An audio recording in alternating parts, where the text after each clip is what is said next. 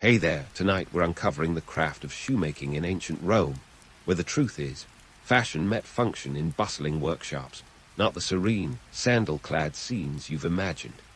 If these stories help you unwind, I'd love a quick like or subscribe, but only if they're genuinely working for you. I'm curious where in the world you're listening from, so drop your location and local time in the comments. It's amazing seeing our little community span the globe through these historical tales. Now get comfortable, perhaps dim the lights, or find that perfect pillow position, and let's ease into tonight's journey together. You wake up to the sound of clinking metal and the chatter of vendors setting up their stalls, the smell of fresh bread mingling with the earthy scent of leather and dye. It's just another morning in ancient Rome, the eternal city where daily life buzzes with the energy of 1,000 untold stories. Today, you're stepping into the world of Roman shoemaking, a craft that might not have made it to the top of the Roman achievement list, but one that kept the empire marching, literally. As the sun peaks over the horizon, you find yourself in a small but bustling workshop, where the air is thick with anticipation. The cobbler, a seasoned artisan with hands as tough as the leather he works, is already hard at it. This fellow knows his way around caligy, the heavy-soled boots worn by Roman soldiers. These aren't your airy sandals. They're the steel-toed boots of the ancient world, minus the steel, but packed with nails for traction. Fun fact, it took about 30 to 60 hobnails per pair to ensure that each step a legionnaire took was firm and steadfast. Quite the commitment to podiatric perseverance, wouldn't you say? But let's not get ahead of ourselves. Before the boots come the basics, the materials. Leather is the star of the show, sourced from cattle, goats, and sheep. It's not just any leather. It's tanned to perfection using a method that involves oak or chestnut bark, a process that could take several months. Patience is a virtue, even, or perhaps especially, in shoemaking. You might think of the Romans as sandal aficionados, but not every Roman was strutting around in open-toed footwear. Enter the calci, the closed shoes that signified status and style. Think of them as the ancient Roman equivalent of a bespoke Italian loafer. They were so integral to an individual's social standing that they came in different colors to denote class. Red for senators, brown for the plebs, and black for the equites, Rome's equestrian order. Talk about wearing your status on your feet. At this point, you're probably wondering how much a pair of these beauties would set you back. Well, in the late Republic, a modest pair of sandals might cost you half a denarius, a fraction of a Roman soldier's daily wage. But if you were aiming for something more spectacular, like a senator's boots, you'd be shelling out considerably more. The fashion industry, it seems, has always known how to squeeze a denarius from a stone. Now, about that sandal myth. The idea that Romans trotted around exclusively in sandals is as misleading as believing Caesar was the original spaghetti bolognese connoisseur. Sure, they wore sandals, but their shoe closet was as varied as a modern-day shoe store, minus the neon signs and pop music. Sandals were practical for the hot Mediterranean climate, but they were hardly the footwear of choice for a Roman soldier battling the elements on the northern frontier. And speaking of soldiers, let's chat about the economic ripple effect of Roman footwear. The Roman Empire didn't just march on its stomach, it marched on its boots. Keeping the legions equipped with caligy was a logistical feat akin to feeding the entire empire. The demand for these shoes helped sustain a vast network of tanners, leatherworkers, and cobblers. Julius Caesar himself was no stranger to the importance of footwear. Legend has it that he once remarked, "A soldier without boots is like a chariot without wheels," or something to that effect. All right, perhaps that's not an exact quote, but you get the idea. As the day progresses, the cobbler continues his meticulous work, cutting and stitching with the precision of a surgeon. His tools are simple yet effective. Knives for cutting, awls for stitching, and bone or metal needles for threading. Each tool is a testament to Roman ingenuity, much like the empire itself. But don't let the simplicity fool you. Each pair of shoes is a carefully crafted masterpiece, designed to withstand the rigors of Roman life, from the bustling streets of the Forum to the muddy fields of Gaul. As you watch the cobbler at his craft, you can't help but appreciate the irony that while emperors and senators debated the fate of the world, it was the humble cobbler who kept the Roman Empire on its feet. It's a reminder that behind every great civilization is a legion of unsung heroes, laboring away, stitch by stitch, to create the foundation upon which history marches. And as the sun sets, casting its golden glow over the rooftops of Rome, you leave the workshop with a newfound respect for the art of shoemaking, and maybe, just maybe, a little more appreciation for your own trusty pair of shoes. As you step out of the cobbler's workshop, the rhythmic hum of Roman life continues around you, a bustling soundtrack of empire building that makes the modern world seem like a snooze fest. Now, let's dig deeper into the economic tapestry that makes this shoemaking gig not just a craft, but an entire industry. First off, let's talk trade routes. The Roman Empire wasn't just a sprawling mass of land. It was a well-oiled machine fueled by trade networks that would make your average logistics manager weep with envy. Imagine a web stretching from the olive groves of Hispania to the spice markets of India, with leather and dyes flowing in from every corner of this ancient world. The finest leather, often from Egypt, where tanning was as old as the pyramids themselves. And those vibrant dyes, they didn't just magically appear in the Forum. They traveled from places like Gaul, where woad plants were harvested for that rich blue hue. Think of it as the ancient ancestor of denim dye. Now, the real magic here is how these materials came together in Rome, turning raw goods into a statement piece for your feet. It's a bit like watching a modern sneaker unboxing video, except instead of a glossy box, it's a well-worn leather satchel, and instead of influencers, you have savvy Roman traders and craftsmen. Picture this. The cobbler receives a shipment of leather that's traveled hundreds of miles, a journey that would have been impossible without the famed Roman roads. These roads were the arteries of the empire, allowing goods to be transported with a speed and efficiency that was unmatched until the era of the steam engine. So, why did a pair of Roman shoes cost several denarii, making them a luxury for some? Well, consider the overheads. Not only did you have the cost of materials, which could be considerable depending on the quality and origin, but also the skilled labor involved. A master cobbler didn't just slap shoes together. He meticulously crafted each pair, ensuring they met the rigorous demands of Roman life. Fun fact, a legionnaire's boots might set the state back 10 to 20 denarii, a small fortune when you consider that a soldier's daily wage was about a denarius. Talk about footing the bill. Social status, of course, played a major role in what you wore on your feet. In a society obsessed with hierarchy, your shoes weren't just about comfort. They were a mobile social media status update. Senators adorned themselves with red-dyed calce, a color reserved for the upper echelons of society. It was the ancient Roman way of saying, "Check me out, I've arrived."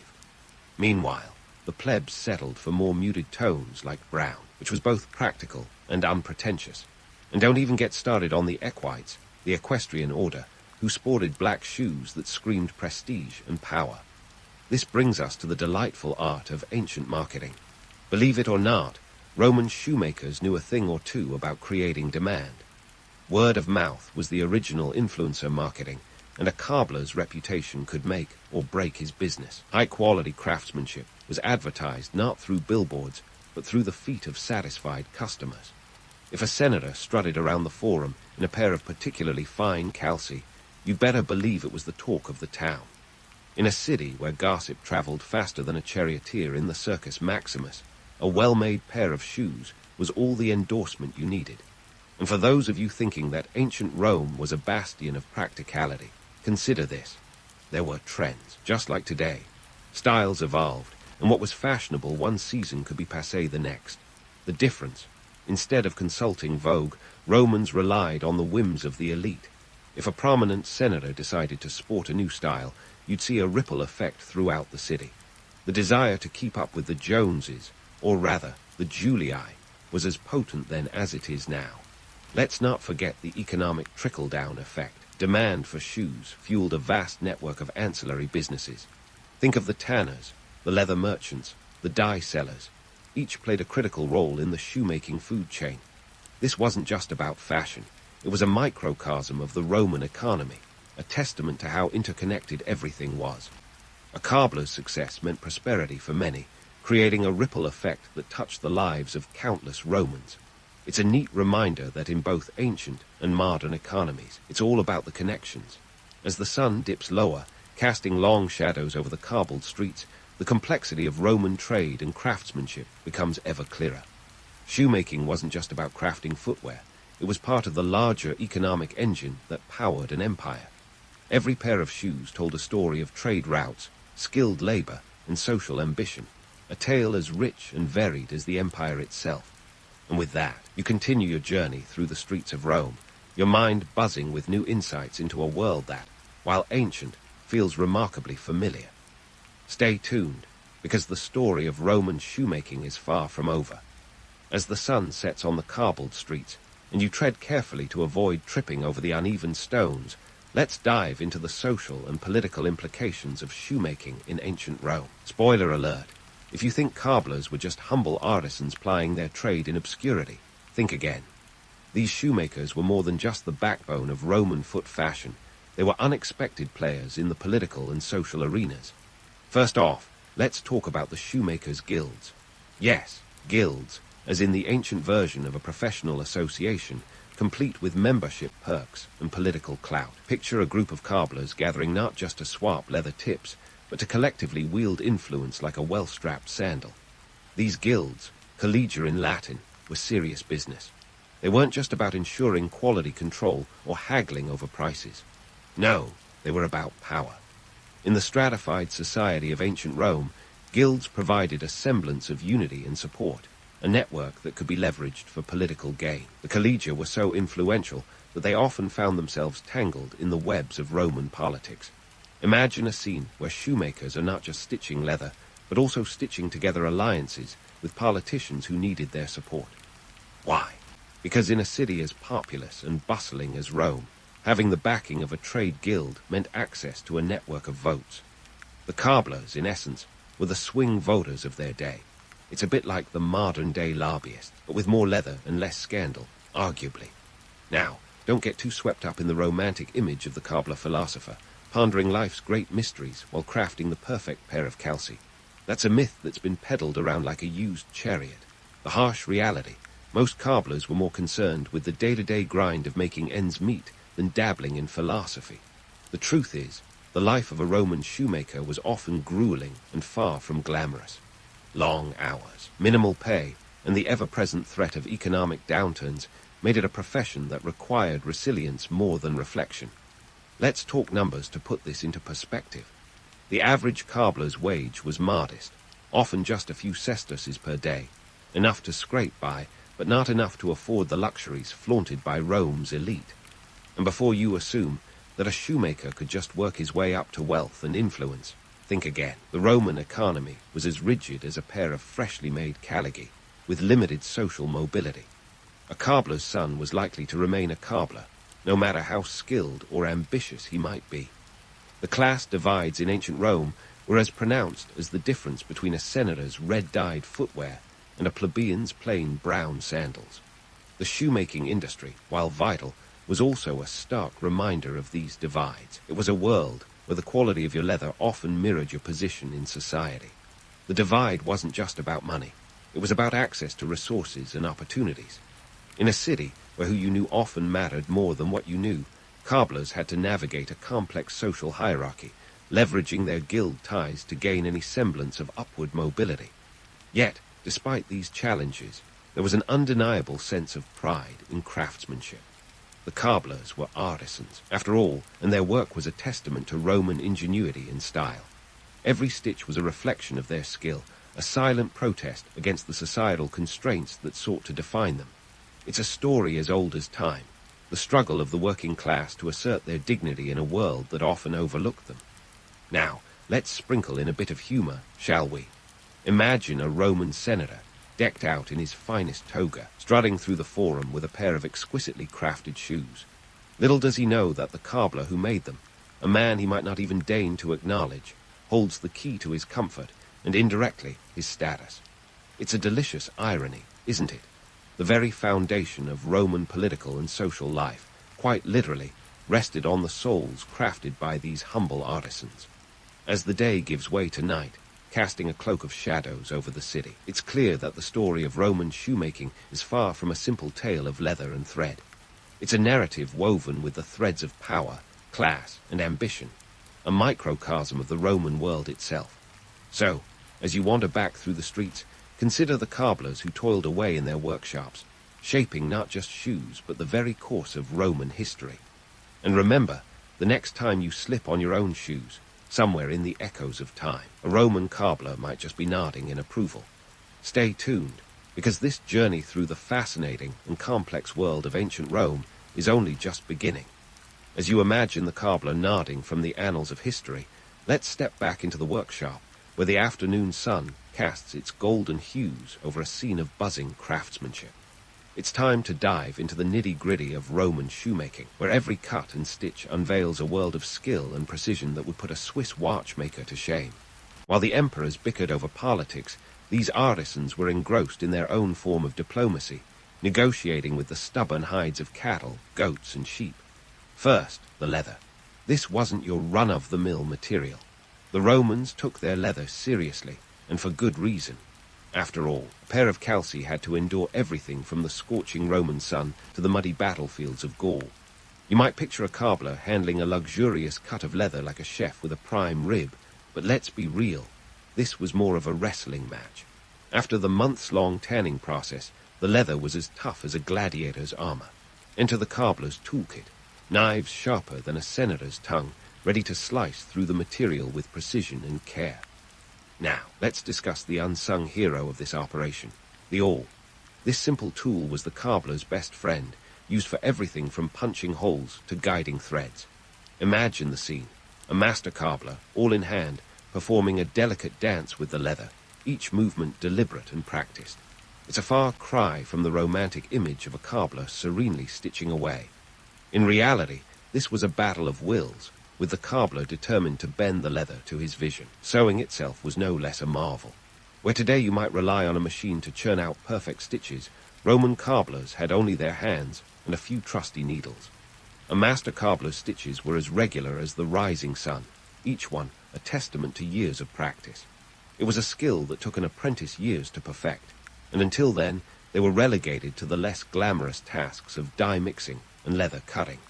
The difference between a master's work and an apprentice's, that's the difference between a senator's red-dyed boots and a plebeian's brown sandals, worlds apart. Speaking of dye, let's not gloss over this colorful aspect of shoemaking. Roman dyes were sourced from all corners of the empire, a testament to their expansive trade networks. The most sought-after dyes, like Tyrian purple, were worth their weight in gold, a fitting metaphor, as they were often reserved for the elite.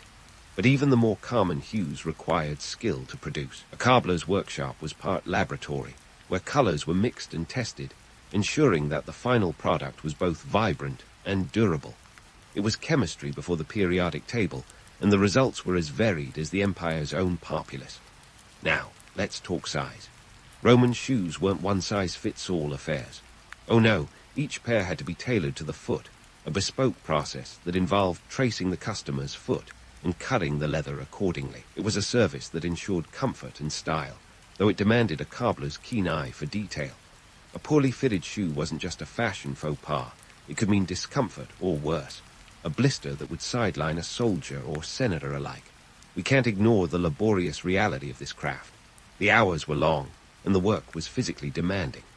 A cobbler's day began at dawn and often stretched into the night, their workshop lit by the flickering glow of oil lamps. Despite the romantic notion of artisans at work, the truth was that cobbling was a test of endurance as much as skill. Yet, within this grueling routine lay a sense of pride. For a master cobbler, each completed pair of shoes was a triumph, a tangible result of their dedication and expertise. And let's not forget the economic implications. Each pair of shoes, whether for a soldier or a senator, was part of a complex supply chain. The cobbler's work was just one link in a chain that included tanners, leather merchants, and dye traders. It was a microcosm of the Roman economy, a reminder that even the smallest tasks were part of a larger, interconnected system. In this sense, the cobbler's work was as vital to the empire's success as any military campaign or political maneuver. Amidst the clamor of the workshop, it was easy to forget that the cobbler's craft was part of a larger narrative, a story of innovation, trade, and social change. Each pair of shoes was a symbol of the empire itself, resilient and ever-evolving. So the next time you slip on your own shoes, remember that behind every step lies a history of skill and perseverance, a legacy that stretches back to the bustling streets of ancient Rome. As the day winds down, the cobbler's workshop becomes a haven of quiet industry, a world apart from the chaos outside.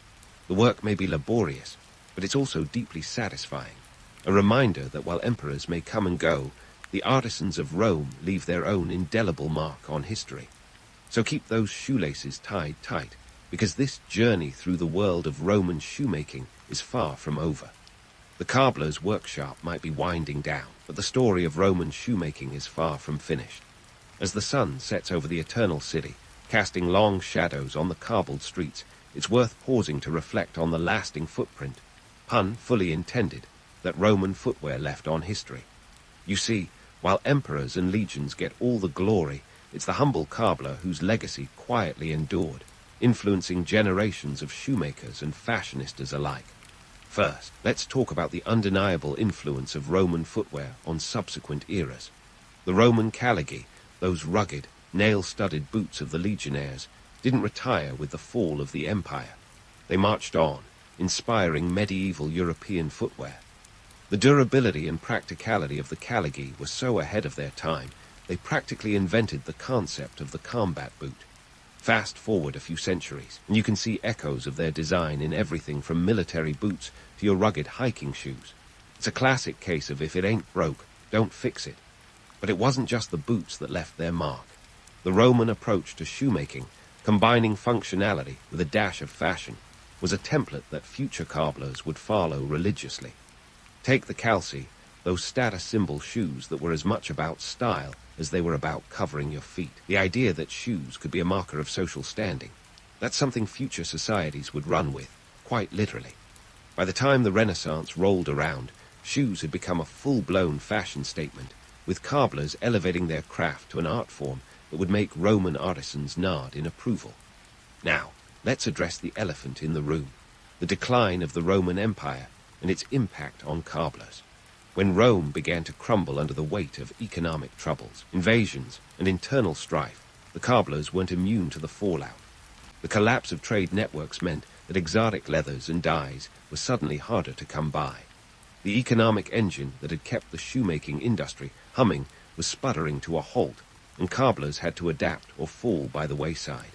It was a classic case of survival of the fittest, with only the most resourceful artisans managing to keep their workshops open. In the aftermath of Rome's decline, the shoemaking industry underwent a transformation.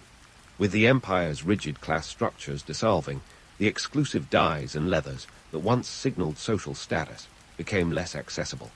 Shoemakers had to innovate, finding new materials and techniques to meet the needs of a changing society. This period of adaptation gave rise to new styles and methods that would eventually shape the footwear of the Middle Ages. The cobblers of this era were like rock stars of resilience, adapting to the times and ensuring that the craft of shoemaking wasn't just a relic of a bygone era. But let's not sugarcoat it. This was a tough time to be a cobbler. The loss of state patronage and the disruption of trade routes meant that many artisans struggled to make ends meet. Without the steady demand from the Roman legions and aristocracy, cobblers had to pivot to serving local communities, crafting shoes that were more practical than prestigious. It was a stark reminder that while empires rise and fall, the need for a good pair of shoes never goes out of style. Let's zoom out for a moment and consider the broader implications of Roman shoemaking. This wasn't just about crafting footwear.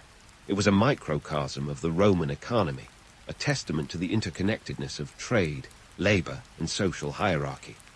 The cobblers' guilds, with their political clout and economic influence, were an early precursor to modern trade unions, advocating for their members in a world where power dynamics were constantly shifting. In a society where who you knew often mattered more than what you knew, these guilds provided a crucial support network, enabling cobblers to navigate the tumultuous waters of Roman politics. The story of Roman shoemaking is also a reminder of the resilience of human ingenuity. Faced with the challenges of a collapsing empire, cobblers didn't just throw in the towel. They adapted, innovating new techniques and styles that would influence future generations. It's a testament to the tenacity of artisans who refused to let their craft fade into obscurity, even as the world around them crumbled. Now, Let's bring it back to the modern day. You might be strolling down a city street in your leather loafers, or lacing up your sneakers for a morning run, blissfully unaware of the ancient legacy beneath your feet. But every pair of shoes you own owes a debt to those Roman cobblers, the unsung heroes who crafted the foundation upon which every modern shoemaker stands. It's a legacy that's as durable as the caligae themselves, a reminder that while the styles may change, the art of shoemaking endures. As the last light of day fades from the Roman skyline, the story of its cobblers remains a poignant chapter in the history of the empire. While emperors and generals might have captured the headlines, it was the cobblers who kept the empire on its feet, quite literally. Their legacy is one of resilience, innovation, and an unwavering commitment to their craft, a legacy that continues to shape the way we walk through the world today. So next time you slip on your shoes, spare a thought for the Roman cobblers who, stitch by stitch, crafted more than just footwear. They crafted a legacy, one that has walked through time and continues to leave its mark on history. And as you tread your own path, remember that you're following in the footsteps of countless artisans who, despite the odds, refuse to let their craft be forgotten. It's a journey that started in the bustling workshops of ancient Rome and continues today, one step at a time. 1,200 years before anyone would even think of a Gregorian calendar, the ancient Hebrews were busy crafting their own story in a rugged slice of the Middle East.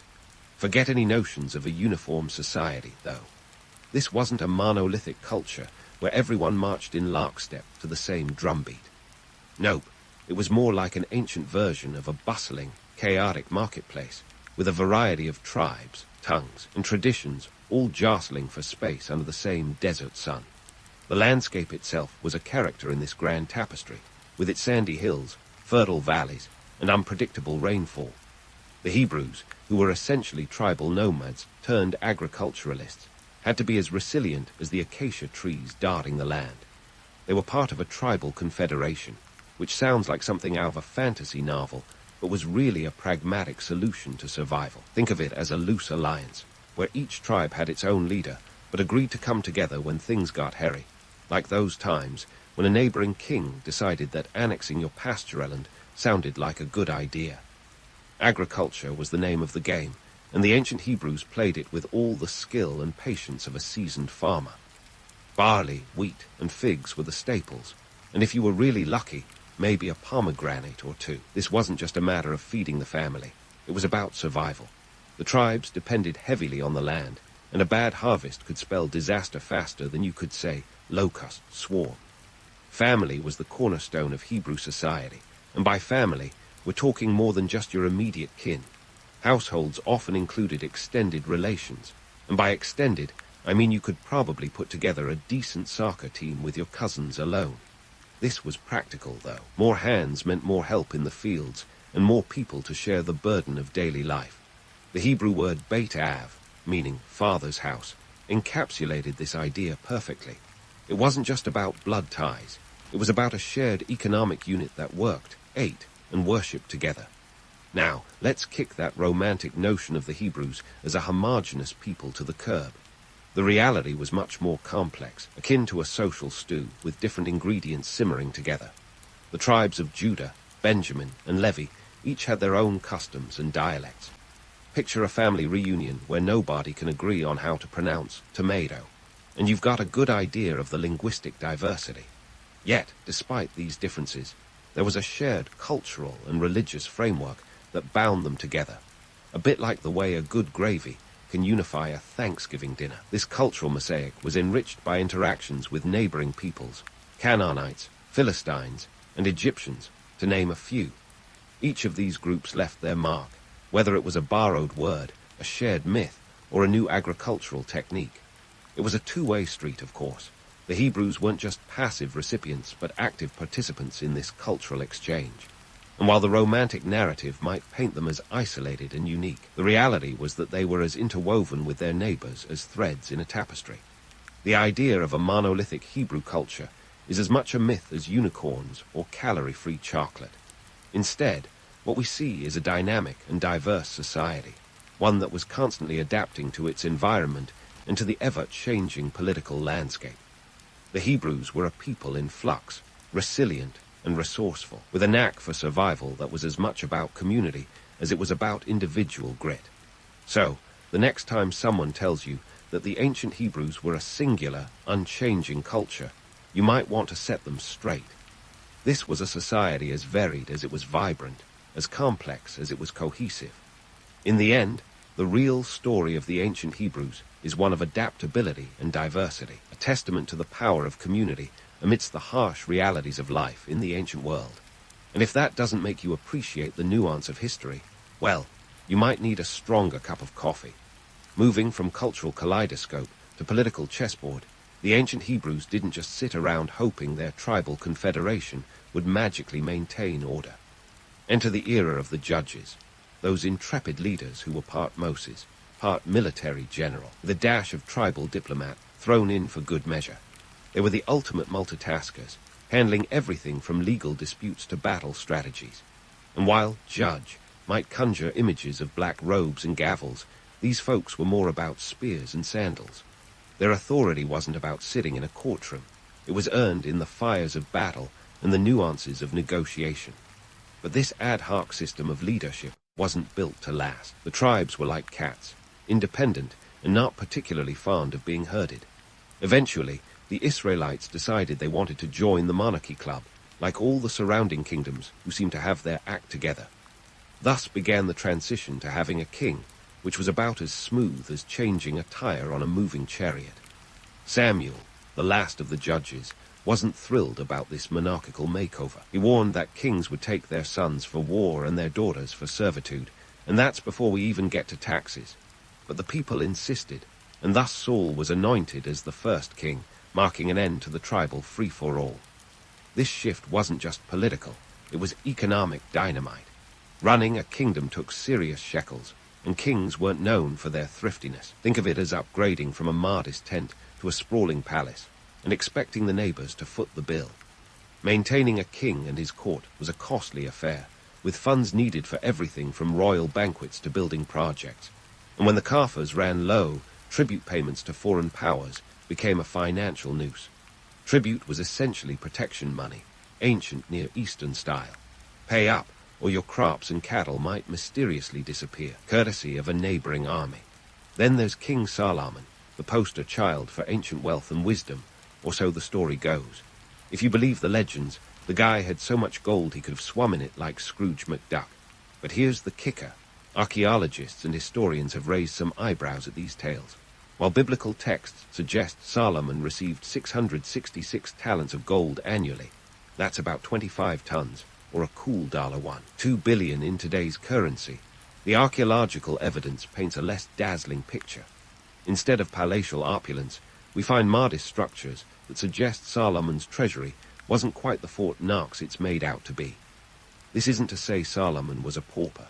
He was undoubtedly a major political player, establishing trade networks and diplomatic ties. But let's not gloss over the fact that his reign also saw heavy taxation and forced labor. Those grandiose building projects, like the famed First Temple, didn't just appear out of thin air. They were built on the backs of the people, often literally.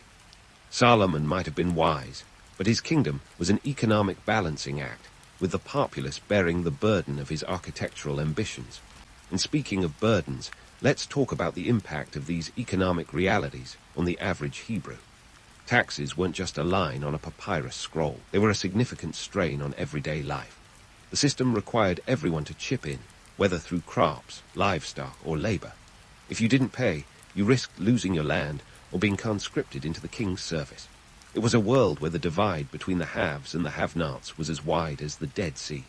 So, the next time you hear about the glorious reign of Solomon, remember it was a golden age with a price tag. The reality was more complex, a tangled web of political maneuvering, financial strain, and social upheaval. The ancient Hebrews were navigating a new world order, one where kings ruled, but the people paid the price, sometimes quite literally. In many ways, the shift to monarchy was a double-edged sword. On one hand, it provided a sense of unity and centralized power that could stand toe-to-toe with neighboring nations. On the other, it introduced a host of new challenges, from economic burdens to social unrest. As we dig deeper into this period, the narrative becomes less about wise kings and glittering temples, and more about the human cost of power and prestige. This isn't just a dusty chapter of history. It's a reminder of the age-old dance between ruler and ruled, a dance that continues to echo through the ages. So, as the Hebrews were adjusting to their new royal reality, they had another powerhouse to reckon with, the priestly class. That's right, the ancient equivalent of that friend who always knows where the best brunch spots are, but with a divine twist. The priests were no mere background players. They were front and center, wielding spiritual clout like a kid with a shiny new toy. But unlike toys, their influence was no child's play. It was profound, shaping social norms, laws, and even the very fabric of daily life. Let's dive into this holy hierarchy, starting with the top dogs, the Levites. These guys weren't just any tribe. They were the rock stars of the religious world, revered for their special role as mediators between the Hebrews and their God. Talk about a VIP pass to the spiritual realm. In exchange for their services, they didn't inherit land like the other tribes. Instead, they got cities and surrounding pasturelands. Think of them as the original urbanites, minus the hipster cafes and organic farmers' markets. The Levites were tasked with everything from maintaining the sacred spaces to interpreting divine will. And before you romanticize their lives as one long, blissful meditation retreat, remember that their duties included animal sacrifices. Yep, their job was to get up close and personal with more sheep and goats than a rural petting zoo. It was a bloody business, but it was considered necessary for keeping the divine favor and social order intact. If you think your job is stressful, imagine being responsible for the spiritual well-being of an entire people with no room for error. At the pinnacle of this religious pyramid was the high priest, the ultimate spiritual leader. This wasn't just a role. It was a hereditary position within the family of Aaron. Talk about a family business with some serious legacy pressure. The high priest had the unique honor and colossal responsibility of entering the Holy of Holies once a year on Yom Kippur. That's the inner sanctum of the temple, where only one person could tread without risking divine wrath. And oh, the stories about what happened if things went wrong could make your hair stand on end. Now, here's where it gets juicy. The religious texts that outline these roles come with their own set of contradictions. You've got laws in Leviticus and Deuteronomy that read like they were crafted by different committees with very different agendas. It's like trying to follow a recipe where one page says, add salt, and the next says, absolutely no salt. Part of this stems from the texts being compiled over centuries, reflecting the evolving social and political landscapes. The priestly class, with their vested interests, likely had a hand in shaping these narratives to reinforce their authority. But why all this emphasis on religious laws and rituals? In a world where divine favor was as crucial as rain to crops, religion was the glue that held society together. The laws laid down in the Torah weren't just spiritual guidelines. They were the backbone of social order. And the priests were the gatekeepers, ensuring that the rules were followed and that society didn't descend into chaos. Let's not forget the economic angle. The priests and Levites were supported by tithes, essentially a divine tax system. Every year, the Hebrews were expected to contribute a tenth of their produce to support the religious elite. That's right, even in ancient times, taxes were as inevitable as death. This system wasn't just about spiritual devotion. It was about sustaining the religious machinery that underpinned Hebrew society. The priests didn't live in opulence, but they didn't do too badly either, especially in a society where everyone else was busy trying to coax barley out of stubborn soil. Now, let's debunk a myth or two. The notion of the priesthood as a purely spiritual, incorruptible force is about as realistic as calorie-free chocolate cake. Historical accounts suggest that, like any group wielding power, the priests were not immune to corruption and political maneuvering. There were instances of nepotism, bribery, and even outright scandal. Remember, these were human beings operating within a system that, while divinely ordained, was still subject to the same human weaknesses and flaws as any other. The priestly class, with all its contradictions and complexities, was both revered and resented. Revered for their sacred role, resented for the power they wielded. They were the arbiters of purity laws, dietary restrictions, and social conduct, but they were also a reminder of the very human struggle for power and control. It's a tale as old as time, where those who dictated the moral compass were often the ones steering it toward their own interests. As we peel back the layers of the ancient Hebrews' religious structure, it becomes clear that the priestly class was more than just a spiritual authority.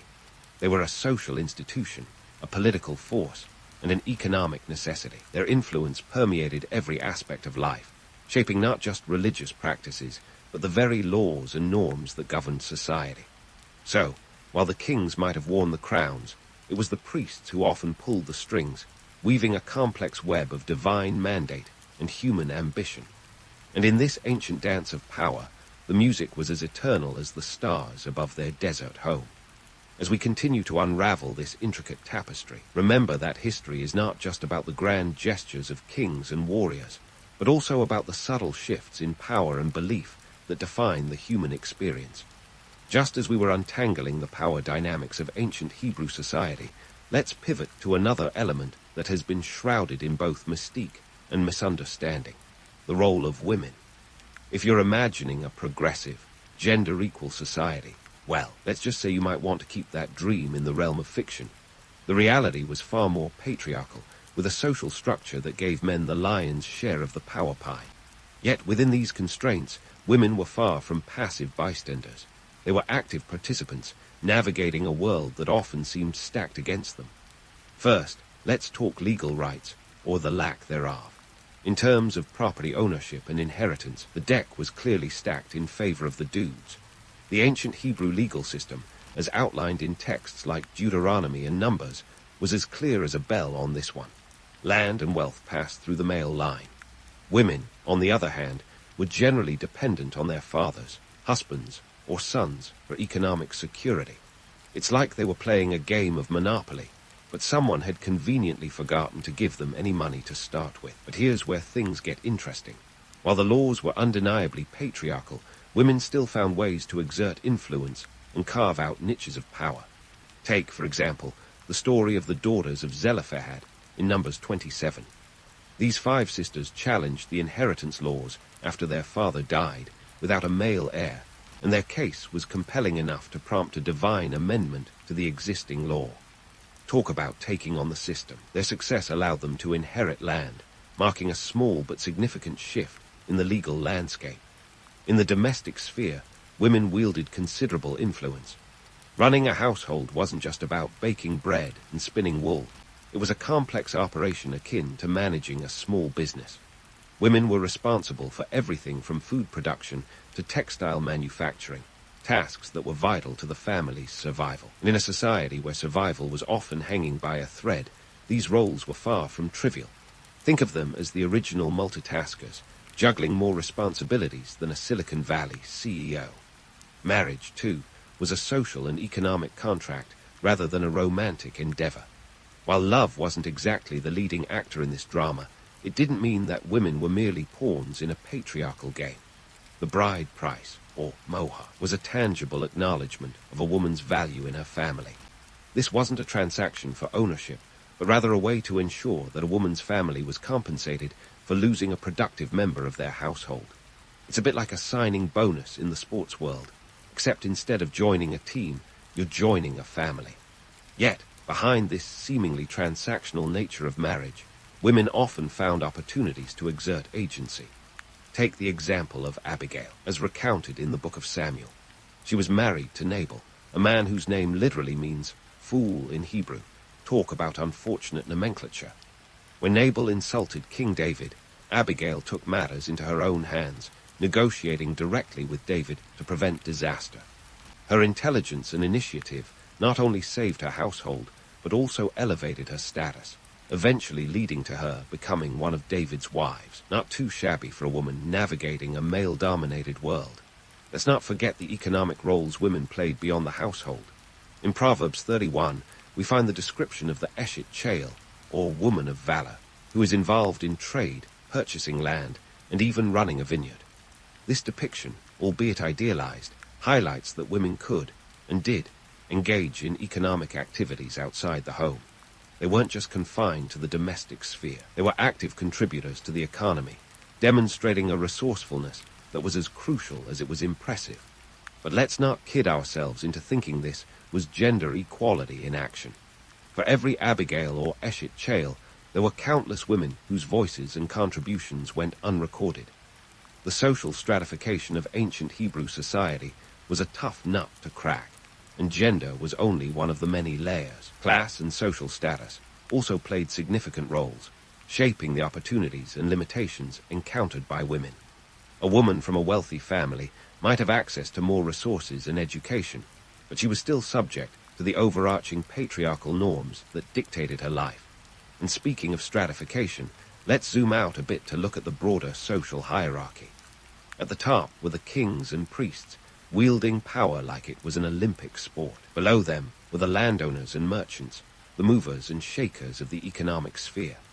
Then came the farmers and artisans, the backbone of the Hebrew economy, working the land and creating goods that kept the society ticking.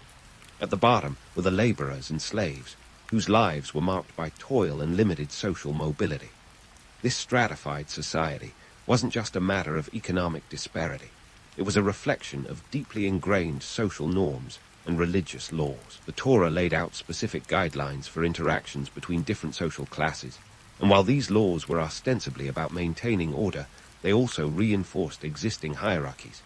People were expected to know their place in the social pecking order, and stepping out of line wasn't just frowned upon. It could have serious consequences. Despite these rigid structures, there were avenues for upward mobility, albeit limited. Skilled artisans, for example, could rise in status through their craft, and merchants who played their cards right could amass wealth and influence. It was a bit like playing a high-stakes game of chess, where the rules were set by divine decree, but a savvy player could still maneuver through the board to their advantage. So while the romanticized vision of a cohesive, egalitarian society might be appealing, the reality was far more complex. Women and men alike navigated a world defined by hierarchy and tradition, finding ways to assert their agency within a system that often seemed immutable. This dance between tradition and innovation, power and subjugation, is what makes the story of the ancient Hebrews so deeply human and endlessly fascinating. As we continue to unravel this intricate tapestry, remember that history is not just about the grand gestures of kings and warriors, but also about the subtle shifts in power and belief that define the human experience. Next time, we'll delve deeper into the complexities of this society, exploring how religion and politics intertwined to shape the lives of those who walked the dusty paths of ancient Israel. Stay tuned, because the story is far from over, and there's so much more to discover.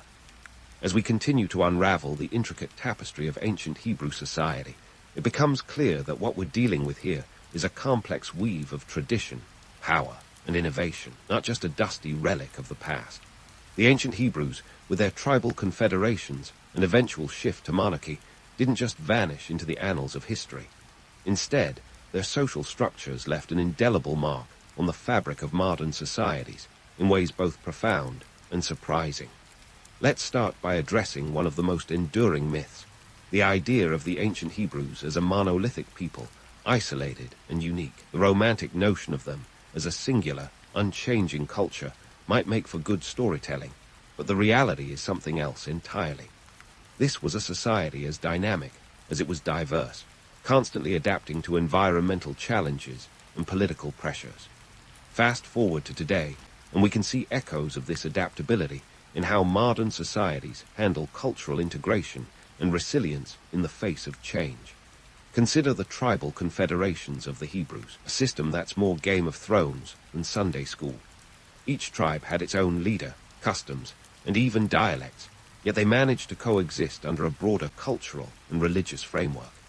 This model of governance by a loose coalition rather than a tight-knit hierarchy is something that resonates in today's world, particularly in multicultural nations where diverse groups strive to maintain their unique identities while contributing to a common national narrative. It's a bit like the United Nations, but with more sandals and fewer PowerPoint presentations.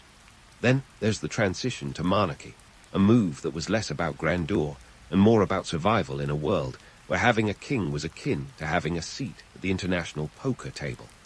The establishment of a centralized authority under kings like Saul and David was a pragmatic response to external pressures and internal chaos. Sure, we've romanticized these kings into figures of wisdom and power. Take King Solomon, for instance, whose story has been polished to a golden sheen. But scratch the surface, and you'll find an economic reality that was anything but regal. The financial strain of maintaining a monarchy, with its taxes and tributes, was a burden shouldered by the everyday people, a theme that resonates with anyone who's ever grumbled about tax season. Speaking of Solomon, he's often depicted as the epitome of wealth and wisdom, a sort of ancient Jeff Bezos with a penchant for proverbs. However, the archaeological record suggests that his wealth might have been a tad overstated. While biblical texts boast of annual gold tributes that would make even the greediest dragon jealous, the evidence points to more modest realities. Solomon's era was indeed marked by trade and diplomatic ties, but the grandeur of his reign was built on the backs of a heavily taxed populace. The lesson here: history loves a good legend, but it rarely tells the whole story. The priestly class, meanwhile, wielded their own brand of power, influencing not just religious practices, but the very laws and norms that governed society. The Levites and priests, with their sacred duties, were the spiritual backbone of the Hebrews. Yet, behind the holy rituals and pious narratives, there was a very human story of power dynamics and economic sustenance. The tithes that supported the priesthood were not just acts of devotion, but also a practical necessity to maintain the societal structure. In a way, the priests were the original taxmen, ensuring the spiritual and social order ran smoothly, or as smoothly as you can when animal sacrifice is part of your daily grind. In modern times, we can see the legacy of this religious influence in how societies intertwine faith and governance. The separation of church and state might be a modern principle, but the echoes of ancient Hebrew society remind us that faith often plays a crucial role in shaping political and social landscapes. It's a delicate dance, balancing spiritual authority with secular power, a dance that continues to evolve as societies grapple with the role of religion in public life. Now, let's turn to the role of women, who, despite being hemmed in by patriarchal norms, were not mere footnotes in history. While the legal texts often placed women in subordinate roles, the reality was far more nuanced. Women like the daughters of Zelophehad and Abigail used their wits and courage to navigate a male-dominated world, challenging norms and carving out spaces of influence. Their stories remind us that even in the most restrictive societies, there are always those who find ways to defy expectations and create change. This theme of resilience and agency continues to inspire modern movements for gender equality. As we look at the progress made in women's rights today, we can trace a line back to these ancient narratives, drawing strength from the women who dared to question and innovate within the confines of their world. The struggle for equality is ongoing, but history has shown us that even the smallest victories can set the stage for monumental change. Let's not forget the broader social hierarchy, with its kings and priests, landowners and laborers. The ancient Hebrews, much like us today, lived within a stratified society where economic and social mobility were limited but not impossible. Skilled artisans and savvy merchants could rise through the ranks, proving that while the game might be rigged, a clever player could still find a way to win. This notion of social mobility, however limited, is a thread that runs through time, reminding us that human ambition and ingenuity have always been powerful catalysts for change. As we wrap up this journey through ancient Hebrew society, it's clear that their legacy is as much about the myths we've created as the realities they lived. The stories of kings and prophets, of tribal alliances and priestly power continue to captivate us, not just because they are part of our cultural heritage, but because they reflect the timeless human experience of navigating power, identity, and survival. The ancient Hebrews might have lived in a world of sandy hills and sacred spaces, but their struggles and triumphs echo through the ages, offering lessons that are as relevant today as they were thousands of years ago. So, the next time you hear a tale of ancient Hebrew glory or hardship, remember that history is a tapestry woven with both romance and reality. And as we continue to unravel its threads, we find not just the story of a people long gone, but reflections of ourselves, striving to find meaning and purpose in a complex world. Your day begins in the vibrant world of ancient Mesoamerica, a place where the air hums with the energy of bustling markets, the aroma of maize wafts through the morning air, and the call of exotic birds serves as your alarm clock. Before you've even had a chance to stretch, the reality hits you. Today is another day in the life of a weaver. And let's get one thing straight. This isn't your casual knitting circle. Weaving here is serious business. It's the economic engine, the social glue, and the artistic canvas rolled into one, like Silicon Valley, Instagram, and Etsy, all woven together. You start your day with a bowl of adol, a hot corn-based drink that's basically the ancient Mesoamerican equivalent of a double espresso. It's not just about keeping your eyelids open. It's about fueling up for a day that's less about lounging and more about looming. You're one of the unsung heroes of the economy, a weaver poised to turn raw fibers into commodities as valuable as gold, or at least as valuable as whatever they were trading gold for back then. Now, let's talk textiles. In this world, fabric isn't just something you wear. It's currency, identity, and a status symbol all rolled into one. The Maya and Aztecs treated textiles with the kind of reverence modern folks reserve for cryptocurrencies and influencer endorsements. Picture this. The right piece of cloth could seal a market deal faster than you can swipe a credit card. We're talking about cotton and Meiji fibers here. Cotton was the VIP of textiles, soft and coveted, while Meiji was the workhorse, durable and accessible. Each had its place in this intricate economic web. As you take the first sip of your adol, you reach for your trusty spindle whorl, ready to spin cotton into thread. This isn't just any morning routine. It's a ritual that connects you to generations of weavers before you. The spindle whorl is your magic wand, transforming humble fibers into fabrics that not only drape the elite, but also stand as a testament to your skill and artistry. You might wonder why anyone would want to spend their days hunched over a loom. Well, in ancient Mesoamerica, weaving wasn't just a task, it was a ticket to social mobility. Sure, it involved hours of labor, but it also offered a sense of purpose and community. It was a way to make your mark, to contribute to the economy, and perhaps even to influence political events. Because yes, the right piece of cloth could sway leaders and shift alliances.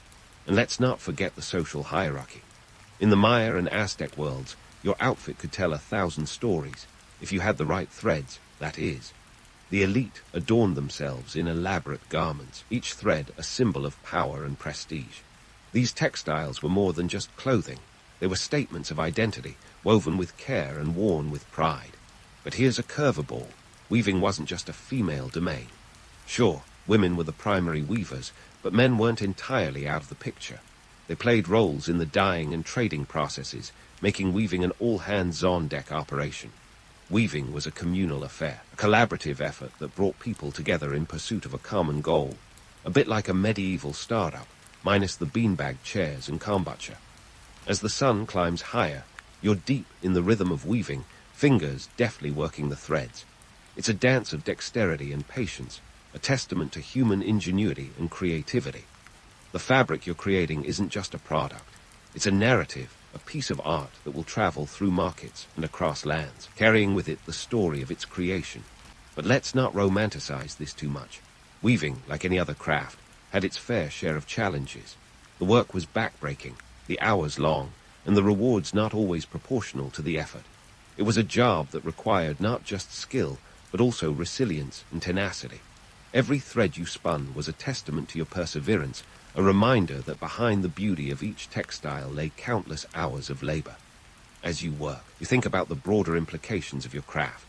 Textiles are the backbone of trade, serving as both commodities and symbols of cultural exchange. They traverse vast networks, connecting distant communities and facilitating the flow of goods and ideas. In this world, the threads you weave today could very well influence the market dynamics of tomorrow. By the time the morning sun is high, you've already woven enough to fill a small stall in the market. The fruits of your labor are tangible, tactile proof of your contribution to the community. But you know this is just the beginning. The afternoon will bring its own set of challenges and opportunities as you continue to spin and weave the threads that will shape the economic and social landscape. So, as you finish your adol and prepare for the rest of the day, remember this. In the grand tapestry of ancient Mesoamerican life, your role as a weaver is more than just a job. It's a calling, a vocation that ties you to the past and propels you into the future. And while the work may be hard, the impact is undeniable. You're not just weaving fabric, you're weaving history itself, one thread at a time. As the sun climbs higher into the sky, you make your way to the bustling marketplace, a kaleidoscope of colors and sounds that would give any modern-day carnival a run for its money. Welcome to the social media hub of ancient Mesoamerica, where textiles do all the talking. You see here, fabric isn't just draped over shoulders, it's draped over status, wealth, and influence. If textiles could tweet, they'd be trending topics every day. Let's talk about these vibrant threads, shall we? The colors alone could make a peacock blush. Rich reds, deep blues, and striking yellows, each hue a carefully concocted masterpiece achieved through the alchemy of natural dyes. And these dyes, well, they're not just any old plant extracts. We're talking about cochineal, a tiny insect that, when crushed, produces a red so bold it might as well be shouting. It's like the Mesoamerican version of a luxury brand logo, and it could cost you more than a year's worth of corn. That's right. A single garment could equal the annual food supply for a family. Talk about putting your money where your wardrobe is. But it's not just about the color. The patterns woven into these textiles are as intricate as a soap opera plotline, each thread a subplot in a larger narrative of power and prestige. The geometric designs weren't just for show. They were visual storytelling, broadcasting your clan's history, beliefs, and social standing to anyone who cared to look. Imagine wearing a biography stitched into your jacket, except with fewer embarrassing childhood photos and more symbols of divine favor. Now, here's where things get interesting. While today we might see artisans as romantic figures, hunched over their looms, creating beauty from raw material, the reality was a tad less poetic.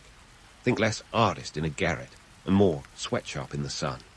These artisans weren't sipping lattes and pondering the muse. They were laboring in the heat, racing against the clock to meet the demands of patrons who, let's face it, probably wouldn't flinch at asking for a last-minute overhaul. Because when your garments got to say, "I'm more important than you," it needs to be just right. The marketplace is not just a place of exchange, but a theater of social hierarchy. Nobles parade through the aisles, their garments a testament to their family's power and influence, their fashion choices making more waves than a celebrity's red carpet appearance. It's a scene where economics and aesthetics collide, and you can practically hear the silent judgments as eyes flicker from one textile to another. This isn't just shopping, it's an Olympic sport. But despite the glamour, the artisans behind these masterpieces faced challenges that could turn even the most enthusiastic weaver into a cynic. Grueling work conditions were the norm, not the exception. Long hours bent over looms, with little time for rest, they endured a monotonous grind that tested both body and spirit. It was less about artistic freedom and more about relentless productivity. And the societal pressures, they were as suffocating as the heat. Produce or perish was the unwritten rule, a reality less romantic than the finished textiles would have you believe. In this world, weaving was as much about survival as it was about art. The artisans were caught in a complex web of economic dependencies and social obligations. They worked not only for themselves, but for the community that relied on their skills to maintain the intricate balance of trade and tribute. Each thread they wove was a lifeline, a connection to a broader network of relations and responsibilities. The myth of the artisan as a free-spirited creator is a compelling one, but it glosses over the harsher truths. The reality was that weaving was a job like any other, with its share of drudgery and demands. The beauty of the textiles belied the sweat and toil that went into their creation, a reminder that behind every masterpiece lies a story of human effort and endurance. Yet, for all the hardships, there was a sense of pride in their work. The weavers knew that their creations were more than just garments. They were symbols of identity, carriers of culture, and catalysts of change. In the grand tapestry of life, their contributions were invaluable, weaving the threads of history one garment at a time. As the marketplace buzzes with activity, you can see how textiles shape the social and economic fabric of society. They're more than just commodities. They're connectors, bridging the gap between people and places, past and present. The weavers, with their nimble fingers and creative minds, are the unsung architects of this vibrant world, their legacy woven into the very fabric of time. So, as you leave the marketplace, remember the stories these textiles tell. They're tales of power and survival, art and labor, woven together in a rich tapestry that stretches across centuries. And while the myth of the romantic artisan may persist, it's the reality of their grit and determination that truly deserves to be celebrated. Because in the end, it's not just about what's on the surface. It's about the threads that hold it all together. And as the sun begins its lazy descent, the political tapestry of textiles comes into focus, revealing a world where fabric was as much about propaganda as it was about practicality. You see, in ancient Mesoamerica, rulers weren't just content with grandiose titles and stone monuments. Oh no. They wanted their power woven into every aspect of life, literally. Step aside, modern political campaigns. Ancient rulers had the original merch game on lock. Let's talk power dressing, Mesoamerican style. The rulers of the Maya and Aztec civilizations understood that a well-woven garment could speak louder than any decree. Forget about fiery speeches. Fabric was their megaphone. These textiles were their social media, their billboards, their press releases, all rolled into one. And with no PR consultant needed, thank you very much. Take, for instance, the Maya kings. They wore garments adorned with intricate designs that weren't just eye-catching. They were soul-capturing. Every geometric pattern, every color choice was a deliberate nod to their divine ancestry. Imagine a king strutting around in a tunic that practically screamed, "I'm descended from the gods, and here's the proof." In a world where religion and politics were seamlessly intertwined, these textiles were visual sermons, each thread a testament to celestial lineage. But let's debunk a myth while we're at it. The idea of lavish royal wardrobes, overflowing with opulent fabrics, is more storybook than reality. Sure, the rulers had their share of finery, but these garments were strategic investments, not frivolous indulgences. A single, elaborately woven robe could convey power, command respect, and maintain social order. Why hoard a closet full of luxury when one well-placed garment could do the trick? And it wasn't just the rulers who got in on the textile action. Priests, too, wrapped themselves in garments that reinforced their spiritual authority. Their robes were walking sermons, visual cues that left no doubt about their sacred status. It was all part of the grand design: keep the masses in check, maintain the social hierarchy, and remind everyone who's in charge. Because nothing says divine right like a robe that costs more than your neighbor's house. Now, let's shift gears and talk about the juicy stuff, cross-cultural exchanges. Weaving techniques spread across Mesoamerica faster than a viral TikTok dance, influencing styles, economies, and even the political landscape. These exchanges weren't just casual swaps. They were cultural power plays, each thread a potential game-changer in the ever-evolving fabric of society. Picture this: traders and travelers, their bags heavy with textiles, moving along trade routes like human threads, weaving new patterns into the regional tapestry. They carried not just fabric, but stories, techniques, and ideas.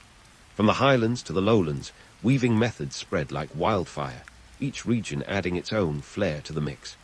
It was a stylistic dialogue, a sartorial symphony where everyone had a part to play. The Aztecs, for example, were masters of both warfare and weaving, and they weren't shy about sharing or imposing their techniques. When they conquered a region, they brought more than just military might. They brought their textile expertise. It was cultural colonization, one thread at a time, and it reshaped the fashion landscape of the era. But let's not get too starry-eyed about this cross-cultural camaraderie. While these exchanges enriched the weaving tapestry, they also came with a side of competition. Each civilization sought to outdo the others, their textiles a battleground of threads. Who could produce the most intricate designs? Who could create the most vibrant colors? It was a fashion arms race, with the stakes as high as the headdresses. And here's where the economics come into play. With weaving techniques spreading across regions, the demand for certain textiles skyrocketed, fueling economies and shaping trade networks. Cotton, the fabric of choice, became a hot commodity, its value rising with each new design innovation. In a world where fabric was currency, weaving prowess could make or break a regional economy. But let's not forget the unsung heroes in this tale, the weavers themselves, caught in the crossfire of politics and power. While rulers donned their elaborate garments, the artisans toiled away, their fingers calloused from endless hours at the loom. They were the backbone of this vibrant economy, their skills the invisible threads that held it all together. Yet, for all the glamour and grandeur these textiles represented, the reality for weavers was far from idyllic. Behind every royal robe was a story of labor, of long hours spent hunched over looms, of creativity stifled by the demands of patrons. It's easy to romanticize the art of weaving, but the truth is that it was as much about survival as it was about beauty. In the end, the textiles of ancient Mesoamerica were more than just garments. They were political statements, economic drivers, and cultural bridges. They told stories of power, of divine right, of cross-cultural exchange. And behind them all were the weavers, weaving history into every thread. As we wrap up this part of the tale, remember that the story is far from over. The threads of history are many, and their weave is complex, with much more to unravel. As you ponder the threads of history, let's dive headfirst into the gritty reality of textile production in ancient Mesoamerica. Spoiler alert, it's not all sunshine and rainbows, or in this case, cochineal reds and indigo blues. Weaving wasn't just an art form, it was a full-contact sport on the political and economic battlefield. Picture the weavers as silent strategists, their looms the chessboards, each thread a pawn in a game that dictated the rise and fall of empires. First up, let's pull the curtain back on the labor involved. You might imagine weavers as serene artists, gracefully crafting masterpieces in tranquil workshops. But this isn't your grandma's knitting group. Nope, weaving was a workout that would make CrossFit look like a leisurely stroll. A single garment could take weeks, even months, to complete. Imagine spending up to 12 hours a day, 6 days a week, hunched over a backstrap loom, your muscles screaming for mercy while you spin cotton into gold. That's right, this was the original sweat equity, and it was grueling. And while we're unraveling myths, let's talk about the notion of weaving as a female-centric craft. Sure, women were the stars of the show, but men had their roles too. We're talking about a division of labor that was more nuanced than a Shakespearean tragedy. Men were often responsible for gathering raw materials. Think of them as the original supply chain managers. They trek miles to harvest cotton or Meiji fibers, sometimes trading with distant villages. This wasn't just a quick trip to the ancient equivalent of a craft store. It was a full-blown expedition. Now, about those raw materials. Cotton was the darling of the textile world, but it wasn't all sunshine and butterflies. Growing cotton required a delicate balance of weather conditions, and it was a thirsty crop. In some regions, the demand for cotton led to deforestation as lands were cleared for cultivation.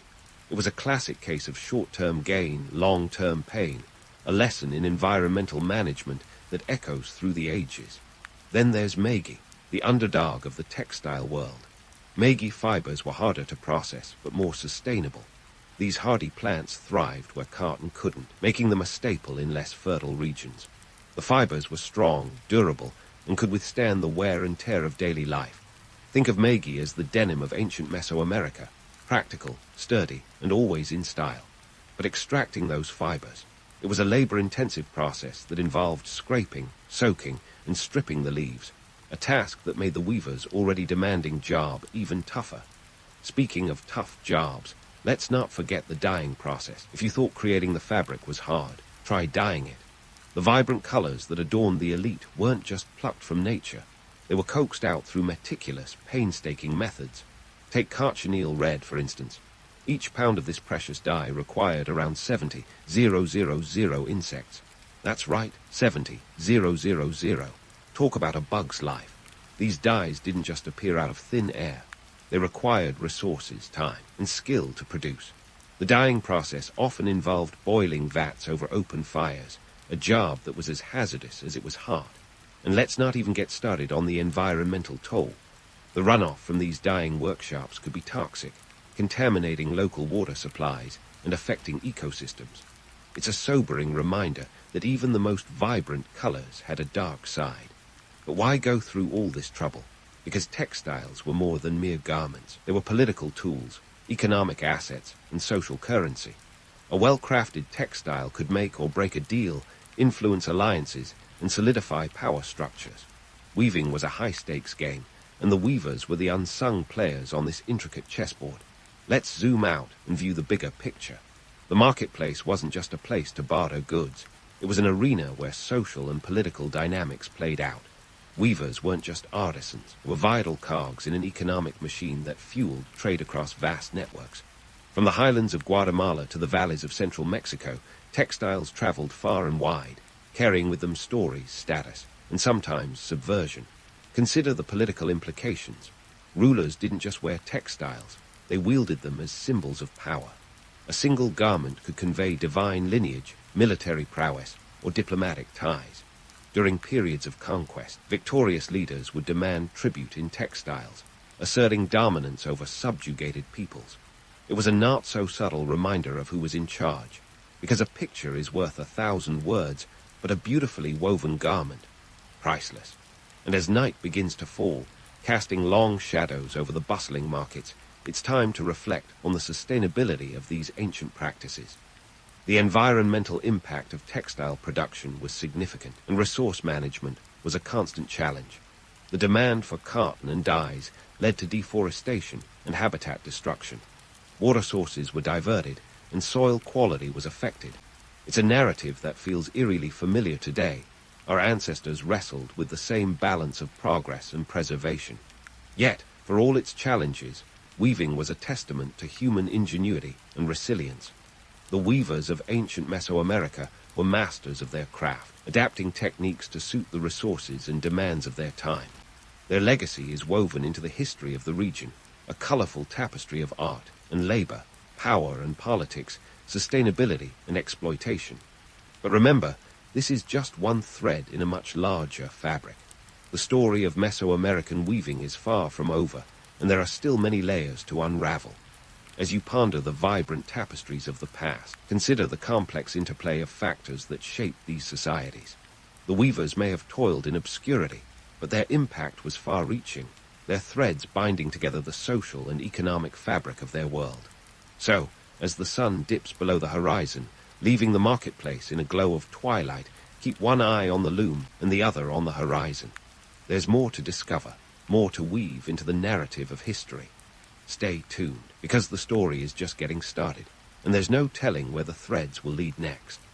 As the twilight settles over ancient Mesoamerica, casting its mysterious glow, we find ourselves at the close of a day spent amidst looms and threads.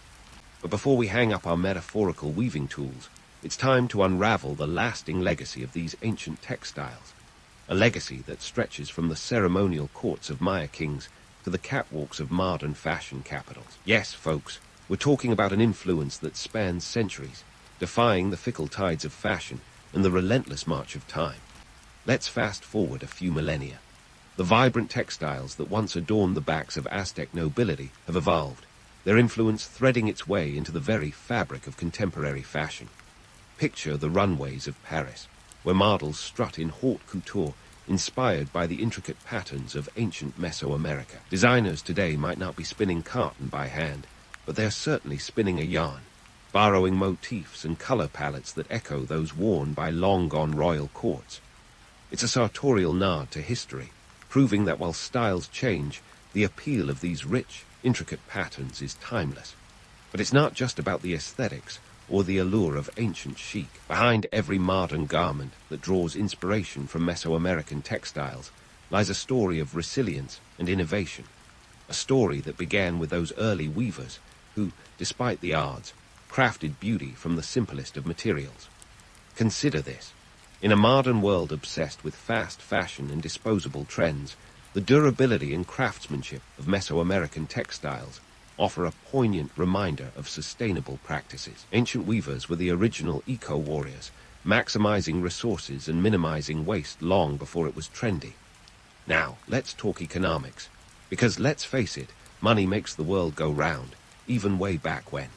Today's fashion industry might be a billion-dollar powerhouse, but in ancient times, textiles were the currency of choice, serving as both a medium of trade and a symbol of wealth. The legacy of this economic powerhouse lives on in the bustling markets of Mexico City, where traditional textiles still hold sway. Step into a marketplace, and you'll find a kaleidoscope of colors and patterns, each piece a tribute to the craftsmanship of those ancient artisans who wove their way into economic history. But let's not romanticize it too much. For every glamorous runway show or vibrant market stall, there's a sobering reality rooted in the past. In ancient Mesoamerica, weaving wasn't just a craft, it was a necessity, a means of survival in a world where social status could hinge on the threads you wore.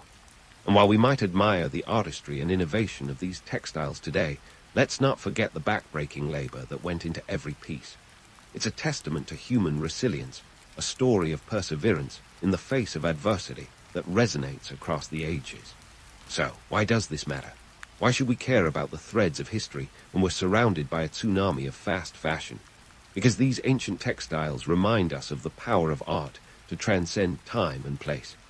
They tell us that craftsmanship and creativity are not just relics of the past, but vital components of our cultural identity. In a world that moves at the speed of light, where trends are as fleeting as a Snapchat story, the enduring appeal of Mesoamerican textiles teaches us the value of slowing down, of appreciating the art of making something lasting. And as we wrap up our day in this ancient world, let's give a nod to those unsung heroes, the weavers who, with their nimble fingers and visionary designs, wove not just fabric but history itself. Their legacy is woven into the very fabric of time, a vibrant tapestry that continues to influence and inspire. So, the next time you see a piece of clothing that draws on those ancient motifs, remember the journey it's taken, from the hands of a Mesoamerican weaver to the heart of modern style. In the end, what is history if not a tapestry of stories, each thread a testament to the lives and legacies of those who came before us? As we say goodbye to our day in ancient Mesoamerica, let's carry forward the lessons learned from these weavers, lessons of resilience, innovation, and the timeless appeal of a well-crafted textile. Because while the styles may change and the loom may evolve, some threads are forever. And that, dear listener, is a legacy worth weaving.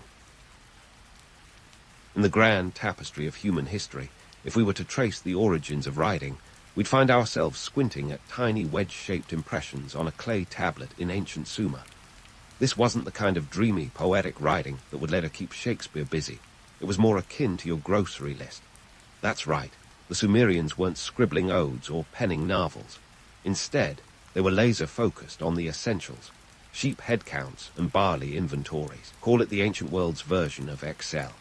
Let's jump back to roughly 3200 BCE in the land of Sumer, where the Mesopotamian sun was as relentless as your Monday morning alarm.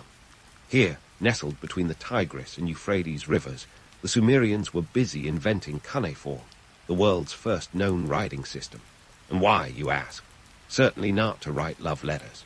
Instead, it was all about business. The Sumerians had a brisk trade economy buzzing with transactions, and they needed a way to keep track of it all. Enter clay tablets, the original portable storage devices, albeit a bit heavier than your average USB stick. Now, you might think, why not use paper? Well, paper wasn't exactly on the menu yet. Instead, clay was as abundant as TikTok trends today, and when you think about it, clay tablets were kind of genius. They were durable, weather-resistant, and if you messed up your accounting, you could always wet the clay and start over. Try doing that with a papyrus scroll. Plus, the tablets came with a built-in security feature. If anyone wanted to alter your records, they'd need a chisel and a lot of patience. The Sumerian scribes, the equivalent of today's data analysts, used a stylus, often a reed cut to a point, to press wedge shapes into the soft clay. The term cuneiform actually comes from the Latin word cuneus, meaning wedge. These scribes weren't just pencil pushers. They were the rock stars of administrative efficiency, turning abstract ideas into tangible records. And while today we might swoon over the artistry of their work, the scribes were probably more concerned with making sure they didn't misplace a decimal, or a wedge, in this case, lest their boss find a few too many sheep missing from the inventory. Why the focus on sheep and barley, you wonder? Simple economics. Sheep were the currency of the day, providing wool and meat, while barley was the staple grain, both consumed and used in brewing beer. Yes, beer. The Sumerians were not only pioneers of writing, but also among the earliest brewers. You could say they were living the dream, riding by day, enjoying a pint by night. And with all these sheep and barley transactions, cuneiform became indispensable. It was the glue that held their economy together, ensuring that everyone knew exactly who owed what to whom. But let's not get too romantic about this early writing system. While it did lay the groundwork for future literary endeavors, cuneiform was about as poetic as a tax return. The tablets were filled with lists, receipts, and administrative records. It's a bit like finding out that the first song ever sung was actually a jingle for a detergent. Sure, it's practical, but not quite the stuff of legends. Despite its mundane origins, cuneiform evolved into a sophisticated writing system used for over 3,000 years. influencing cultures long after the Sumerians had faded into history. It was adopted by the Akkadians, Babylonians, Assyrians, and Persians, each adding their own twists to the script.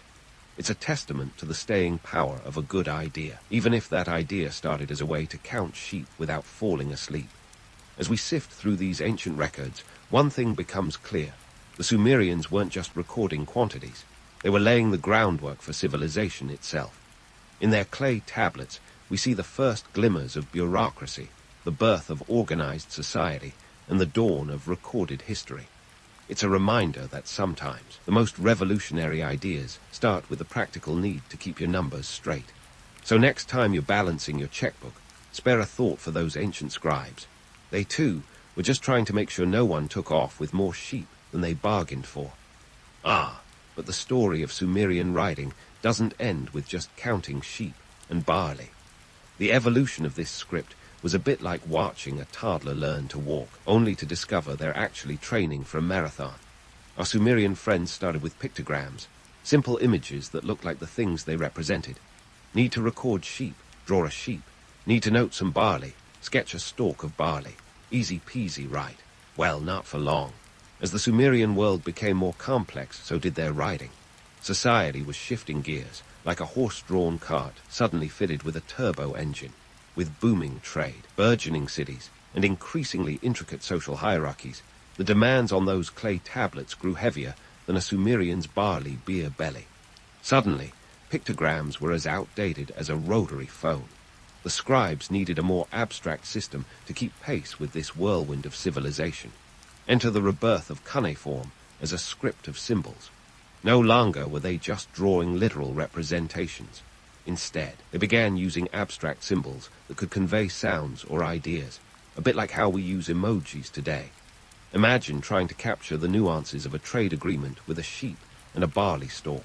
It's like trying to summarize Shakespeare with a thumbs up and a crying face. The Sumerians needed something more sophisticated, and their scribes delivered with aplomb. But let's spare a thought for these poor scribes, the unsung heroes, or should we say victims, of ancient administration. They were tasked with mastering this evolving script, essentially learning a new language, while the rest of us struggle with spelling, definitely, without spell check. Their job was grueling, hours upon hours spent hunched over clay tablets, stylus in hand, ensuring that every wedge was perfectly placed. It's no wonder that scribes held a revered position in Sumerian society. They were the IT specialists of their day, keeping the system running smoothly while everyone else was busy trading goats and gossiping. And what a system it was. The transformation from pictograms to a fully fledged script wasn't just a creative leap, it was a necessity. As Sumerian society expanded, so too did their need for record keeping. City-states were emerging, each with its own set of laws, deities, and civic duties. This wasn't a time for half measures or sloppy bookkeeping. They needed precision, clarity, and above all, a method to communicate complex ideas efficiently. It was bureaucracy in its earliest and arguably most essential form. The result, cuneiform became the Swiss Army knife of ancient writing systems. It could be as simple or as complex as the situation demanded. Need to jot down a quick receipt? Easy. Recording a detailed legal contract? No problem. Writing an epic tale of gods and heroes? Bring it on. The Sumerians had accidentally created a script that would become the foundation for written communication in the ancient Near East, influencing civilizations for centuries. Yet, for all its sophistication, cuneiform was no walk in the park. Learning it was akin to mastering advanced calculus while deciphering a new dialect.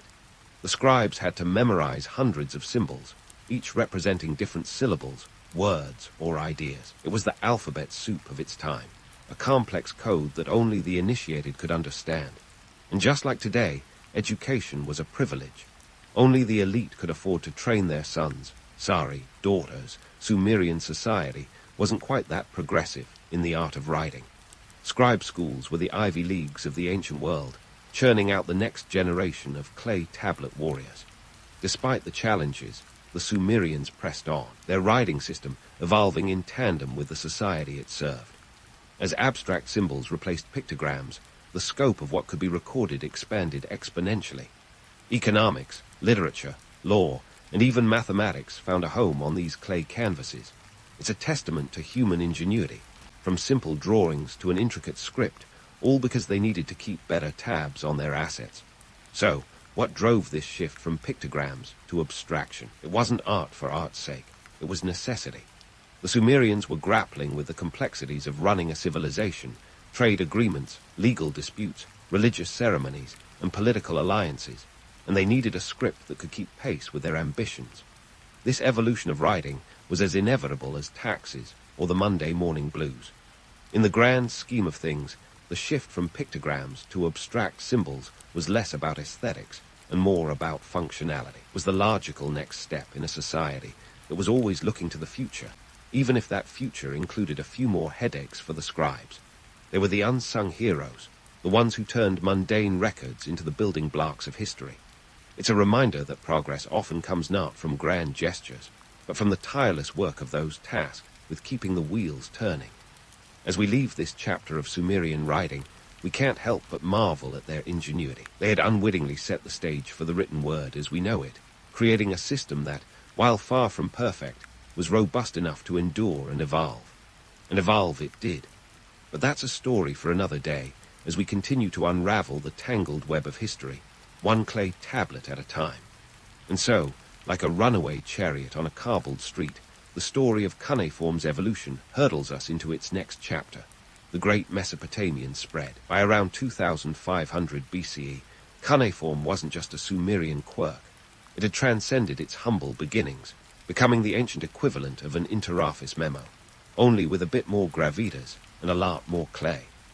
The script's irresistible combination of utility and durability made it the lingua franca of the ancient world. Like a catchy pop song, everyone was picking it up, from the Akkadians to the Babylonians, and even those Assyrians who were known for their fondness for conquest and colossal libraries. Let's set the scene. Mesopotamia, the land between rivers, and no, it wasn't a Sunday picnic. This was the cradle of civilization, a hotbed of innovation, and a melting pot of cultures. Picture city-states as independent actors on the world stage, each with its own agenda, languages, and ambitions. Amidst all this, cuneiform rose to prominence, becoming the go-to script for everything from keeping track of trade goods to penning diplomatic correspondences. It was the ancient world's version of a group chat, albeit one that required a stylus and a steady hand. Now, why did cuneiform spread like wildfire across ancient Mesopotamia? The answer lies in its adaptability, and of course, the economic and political currents of the time.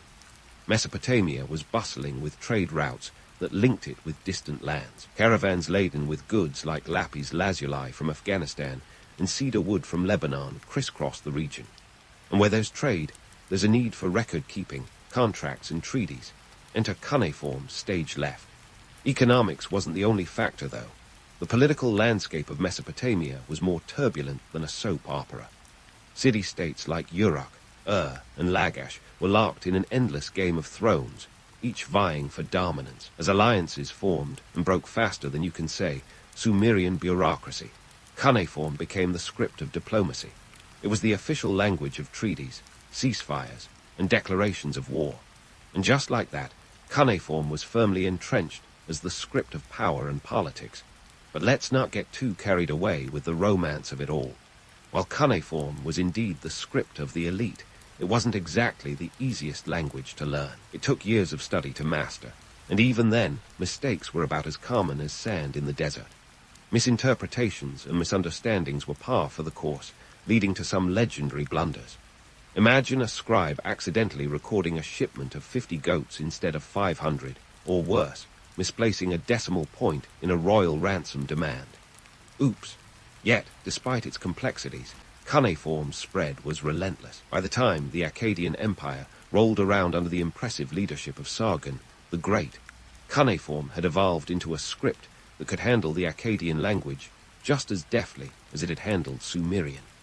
Sargon, ever the empire builder, saw the potential in a unified system of writing. Under his reign, cuneiform became the administrative language of the vast empire, used to record everything from royal edicts to tax records. Talk about a multitasker. It's worth noting that cuneiform's transformation into the region's common script wasn't just a story of political might and economic necessity. It was also a tale of cultural exchange. As different peoples adopted and adapted cuneiform to suit their languages, they brought with them their own influences and innovations. It's like a historical game of telephone, with each iteration adding new layers and complexities to the script. The Hittites, the Elamites, and even the far-flung Persians all left their marks on cuneiform, ensuring its survival and evolution over millennia. Now, let's debunk a myth or two. It's tempting to think of cuneiform as an immutable monolith, a script that remained unchanged for centuries. In reality, it was more like a living organism, constantly evolving and adapting to the needs of the time. As societies shifted and languages changed, so too did cuneiform. What started as a simple way to track sheep and barley became a sophisticated tool for administration, literature, and law. By the time the Neo-Assyrian Empire was flexing its muscles, in the 8th century BCE, cuneiform was being used to record everything from astronomical observations to epic poetry. Not bad for a system that started with counting sheep. But let's not forget the scribes, those unsung heroes of the clay tablet world. Their work was grueling, their skills highly prized. They were the wizards of the written word, translating the complexities of human thought into wedge-shaped impressions. If you squint, you might see them as the original data scientists, interpreting vast amounts of information and ensuring that the gears of ancient bureaucracy kept turning. And so, as cuneiform spread across the ancient Near East, it carried with it the hopes, dreams, and ambitions of countless civilizations. It was a script that bridged cultures, transcended languages, and left an indelible mark on history. Yet, for all its achievements, the story of cuneiform is far from over. There are more myths to debunk, more tales to tell, and more tablets to decipher as we journey deeper into the past. As we near the end of this chapter, let's take a moment to appreciate the sheer audacity of cuneiform's legacy. It wasn't just a tool for accounting or administration. It was a catalyst for cultural exchange, a testament to human ingenuity, and a reminder that great ideas often spring from the most practical of needs. In a world where communication was as vital as it was challenging, cuneiform was the glue that held it all together. And as we continue to unravel its mysteries, we can't help but marvel at the enduring power of the written word. But hold that thought, because there's plenty more cuneiform magic to explore in the coming chapters. Stay tuned as we dig deeper into this ancient script's fascinating journey through time and space. Just as the sun rises and sets, so too did the reign of cuneiform, a script that had etched itself into the annals of history for millennia. But much like your favorite band that eventually breaks up and leaves you clinging to their greatest hits, cuneiform had its own curtain call into the alphabet, stage right, ready to steal the show with its streamlined efficiency and user-friendly appeal. Now, before we roll our eyes at yet another case of technological usurpation, let's give credit where credit is due. The alphabet was the new kid on the block, around 1800 BCE, emerging from the shadows of the Sinai Peninsula, where it was crafted by Semitic workers under Egyptian influence. These folks were onto something, realizing that a mere handful of symbols could represent the sounds of their language. Talk about a minimalist masterpiece. Compare that to the hundreds of complex symbols in cuneiform, each needing to be memorized like an endless list of passwords. It's no surprise that the alphabet spread faster than gossip in a small town. While the alphabet was busy making waves, the venerable cuneiform was left clutching its clay tablets, looking like the outmoded uncle still using a flip phone at a smartphone convention. But let's not dismiss it too quickly. Cuneiform had enjoyed a good run. Over 3,000 years of service isn't too shabby, and it had given civilization quite the head start. Yet here was the alphabet, a lean, mean writing machine, offering the simplicity and accessibility that cuneiform simply couldn't compete with. The shift was more than just a change in writing style. It was a cultural upheaval. Imagine for a moment the scribes, those hardened veterans of the clay tablet wars, watching helplessly as their hard-earned skills were rendered obsolete. It was as if their entire world had been recast in a new light, leaving them to grapple with the uncomfortable reality that their legacy, one of the most sophisticated writing systems known to man, was being overshadowed by a radical upstart. For the Sumerian scribes, this was the equivalent of witnessing a digital revolution in slow motion. The alphabet was like a Swiss army knife, cutting through the complexities of communication with the ease and precision of a seasoned chef slicing a tomato.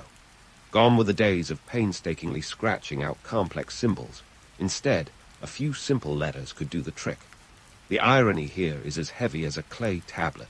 Cuneiform, born of necessity to record and organize, was now too cumbersome for the very world it helped build. Economically, the rise of the alphabet was a no-brainer. It was like trading in your gas-guzzling car for an electric hybrid.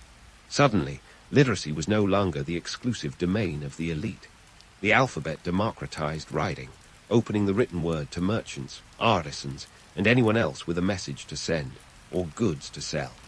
The Phoenicians, those maritime merchants extraordinaire, were quick to latch onto this new system.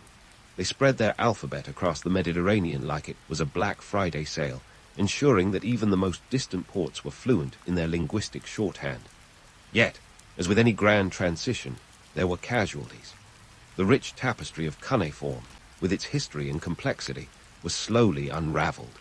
Cultures that had once seen themselves reflected in the myriad symbols of cuneiform now had to adapt or fade away. It was a bit like trading a richly embroidered tapestry for a sleek modern painting, simpler, but lacking the depth and texture of the original. The decline of cuneiform also had its fair share of drama.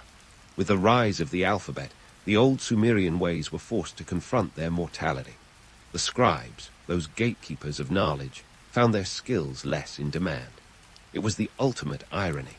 Their life's work, dedicated to recording the world around them, now being recorded by others with far less effort.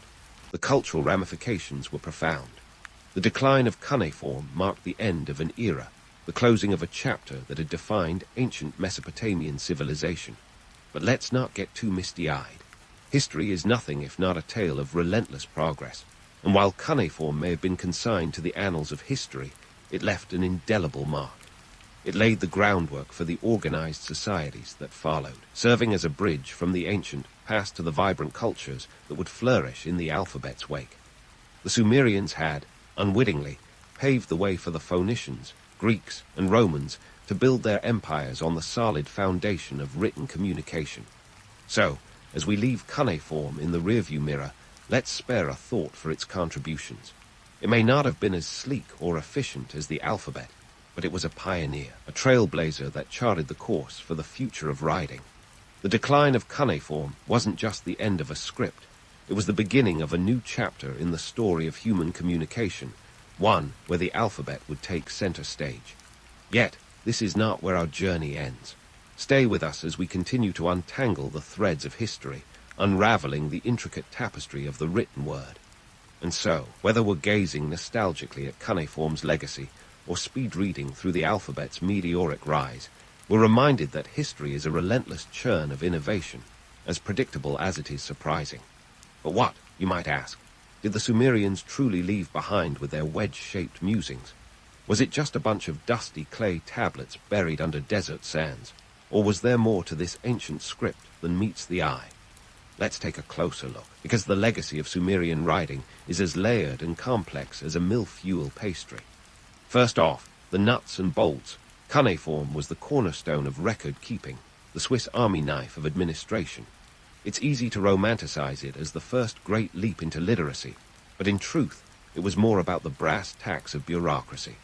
We're talking contracts, laws, and inventories. Necessary, yes, but not exactly the stuff of epic poetry. The Sumerians were less concerned with spinning tales and more focused on ensuring that Ur's sheep weren't accidentally grazing in Lagash. The economic context is key here. As the Sumerians settled into city-states like Uruk and they needed a way to manage their burgeoning trade networks. Cuneiform was a response to a complex economy that demanded precise record-keeping. This was a society where a misplaced wedge could mean the difference between a successful trade and a brawl in the agora. So, while we might swoon over the mystique of ancient scripts, the reality was a bit like finding out your favorite novelist was actually a tax accountant at heart. But let's not dismiss the broader cultural impact. Cuneiform was, in many ways, the script of empire. As the Akkadians and Babylonians picked up the stylus, they carried this early writing across the ancient Near East, shaping civilizations and cultures. It was the Rosetta Stone of its day, uniting disparate peoples under a common administrative language. Imagine trying to run a multi-city empire without a standardized script. It's like running a corporation where each department speaks a different language and nobody knows what HR is saying. Politically, cuneiform was the glue that held alliances together. Treaties and laws were codified in clay, ensuring that agreements were as solid as the tablets they were etched on. The Code of Hammurabi, anyone. This Babylonian legal text, carved into a stele, is a prime example of cuneiform's reach. It laid down the law, literally, and showcased how writing could be wielded as a tool of power. For better or worse, cuneiform was the bedrock of Mesopotamian governance, making sure that everyone knew their place in the grand tapestry of ancient politics. But here's where we debunk the myth. For all its bureaucratic brilliance, cuneiform wasn't exactly a literary powerhouse. The romantic notion of ancient scribes crafting epic tales or philosophical musings is, well, a bit of a stretch. Sure, there were exceptions like the Epic of Gilgamesh, but these were rare gems in a sea of ledgers and inventories. Most scribes were more likely to spend their days recording grain deliveries than penning the next great Mesopotamian novel. Think of them as the original data entry specialists, armed with a stylus and a keen eye for detail. Yet, the human quest for communication is a relentless beast, ever hungry for expression, whether through the clumsy heft of clay or the nimble grace of ink on papyrus. The Sumerians may not have been poets at heart, but they laid the foundation for those who would follow. Their scribes transformed the mundane into the monumental, capturing the pulse of their civilization in the grooves of clay tablets. It's a testament to the tenacity of the written word, enduring through the ages as both a tool of administration and a beacon of cultural legacy. The transition from cuneiform to the alphabet wasn't just a technological upgrade. It was a seismic shift in how societies communicated and recorded their histories. The alphabet, with its streamlined symbols, democratized literacy, opening the doors to a wider range of voices. It was the dawn of a new era where writing was no longer a privilege of the elite, but a tool for the masses. This democratization was key. It allowed for a proliferation of ideas, fostering a cultural explosion that would ripple through history. Reflecting on the legacy of Sumerian writing, we see a mirror of our own struggles and triumphs in communication. The Sumerians grappled with the same challenges we face today: the need to preserve knowledge, the drive to connect with others, and the desire to leave a mark on the world. Their journey from pictograms to complex symbols mirrors our own path from handwritten letters to digital bytes. It's a reminder that, despite the passage of millennia, essence of human communication remains unchanged. So, as we close the chapter on the Sumerians and their clay-bound chronicles, let's not forget the lessons they offer. Their legacy is a testament to the power of the written word, a reminder that even the most rudimentary scripts can shape the course of history. It's also a call to embrace the tools of our time, however cumbersome or complex they may seem, for in them lies the potential to capture the stories of our age. And as we continue to write our own tales in the annals of time, we owe a nod of gratitude to those ancient scribes who first dreamed of turning thought into text. In the end, the story of Sumerian writing isn't just about clay tablets and wedge-shaped impressions.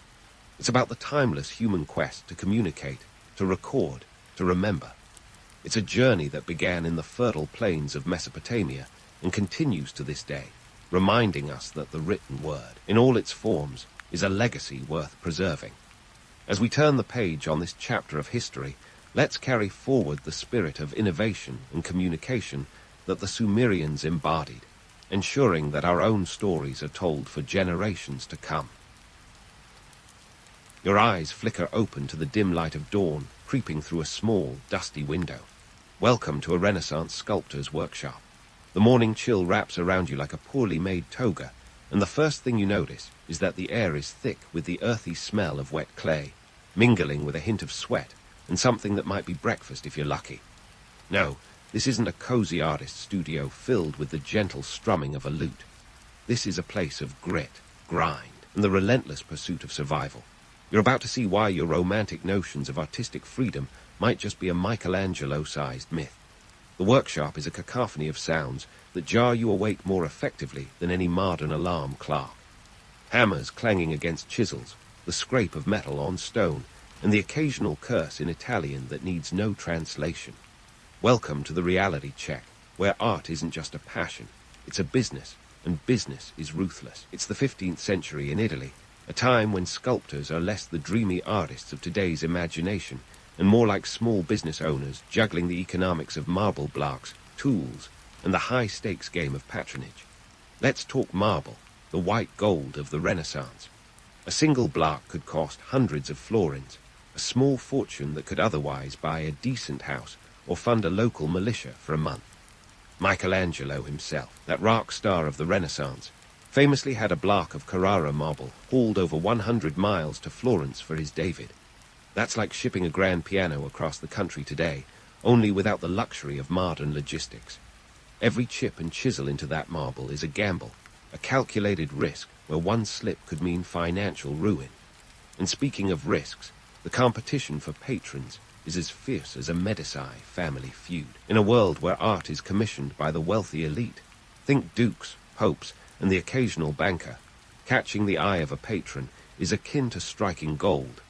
These patrons are not just looking for talent, they're seeking prestige, a way to immortalize themselves in stone.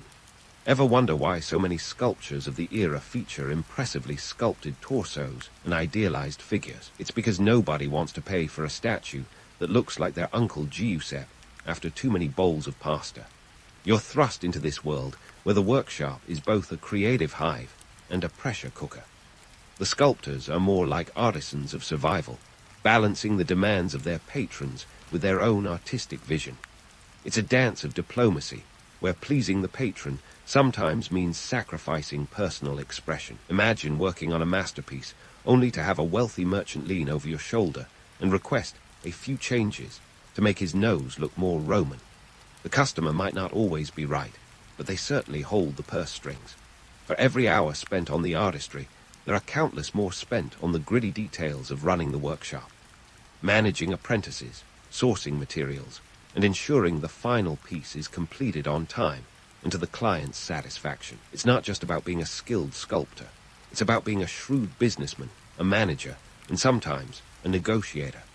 The sun rises higher, casting long shadows across the cluttered workshop, illuminating the dust particles dancing in the air.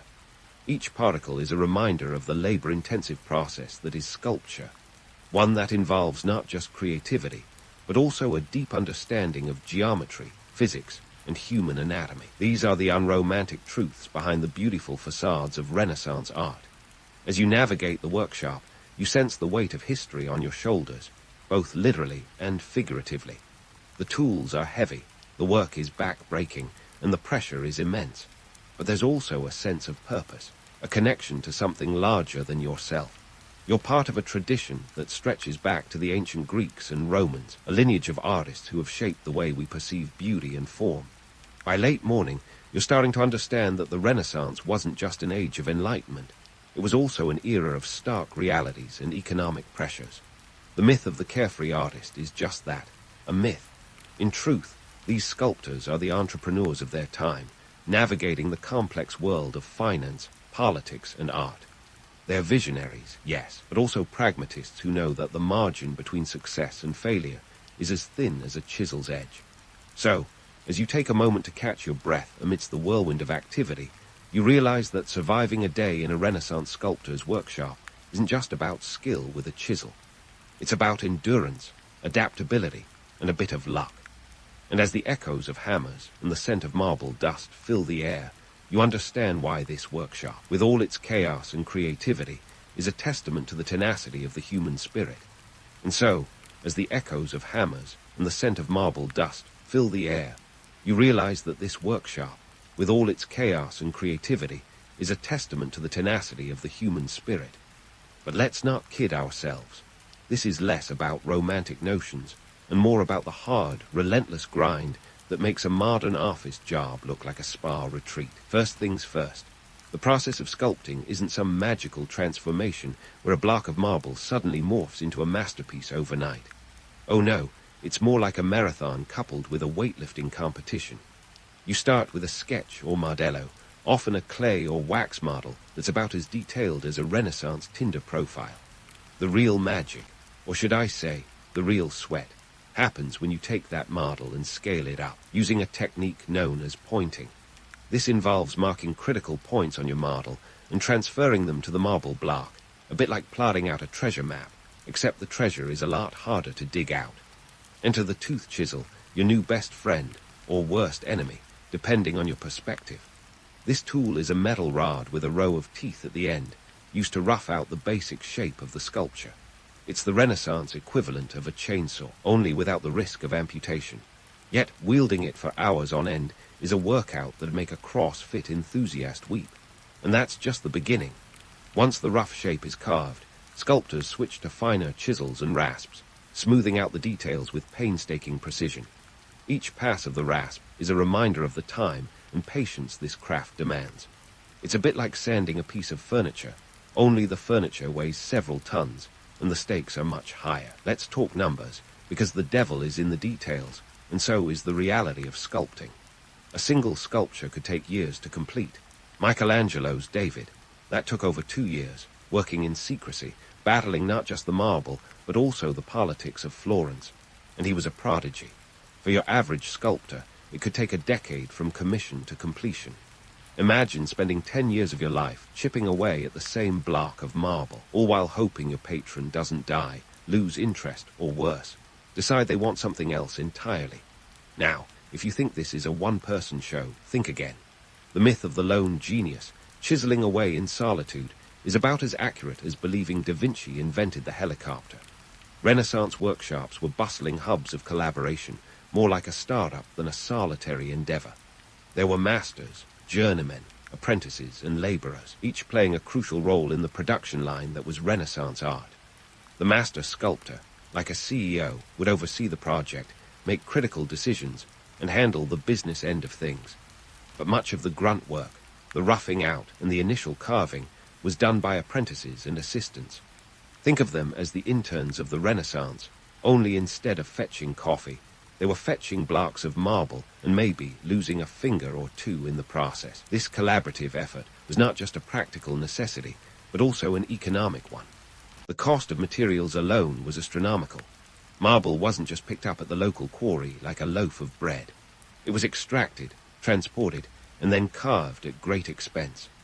A single block could cost anywhere from 100 to 500 florins, depending on size and quality, equivalent to several years' wages for a skilled worker. And that's before you factor in the tools, the skilled labor, and the time, all of which add up to a hefty investment. But let's not ignore the physical toll on the sculptors themselves. This wasn't a job for the faint-hearted or the weak of limb. The physical demands were immense. Hours spent bent over chisels, inhaling marble dust, and straining muscles meant that sculptors often suffered from chronic pain and respiratory issues. Imagine a life of perpetual backaches and coughing fits, all in the name of art.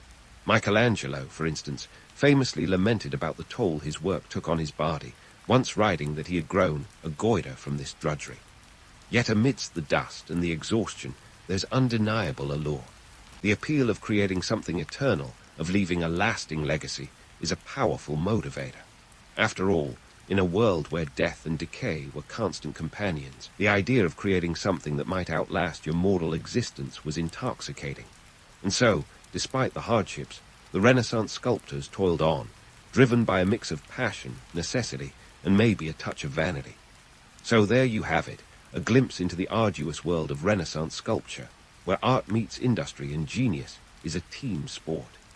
As the sun dips lower in the sky, casting long shadows over the workshop, you can't help but admire the grit and determination it took to turn cold stone into living forms. Each sculpture is a testament not only to artistic vision, but also to human endurance, a monument to both the beauty and the brutality of creation. As you brush the marble dust from your clothes, you realize that this world, with all its challenges and triumphs, is a far cry from the romanticized vision of the lone artist. It's a world of collaboration, of community, and of relentless pursuit of perfection, where the line between success and failure is as fine as a sculptor's chisel. As the sun sets over our Renaissance workshop, you find yourself surrounded by the true workhorses of this artistic stable, the apprentices and journeymen. These are the unsung heroes, or perhaps the underpaid laborers, who keep the wheels of creativity turning. Picture a gaggle of young boys, some as young as 12, fresh-faced and brimming with the kind of enthusiasm only ignorance can fuel. They're here to learn the craft, sure, but mostly they're here to do the kind of back-breaking labor that makes lifting a marble block feel like a gym membership on steroids. The workshop hierarchy is a bit like a medieval version of corporate ladder climbing, only with more chisels and less coffee breaks. At the top, you have the master sculptor, the big cheese who calls the shots and signs the contracts. Below him, the journeymen, skilled workers who've completed their apprenticeships but aren't quite ready to open their own shops. Think of them as middle management, juggling tasks and trying not to get crushed under a literal ton of marble or the metaphorical weight of expectation.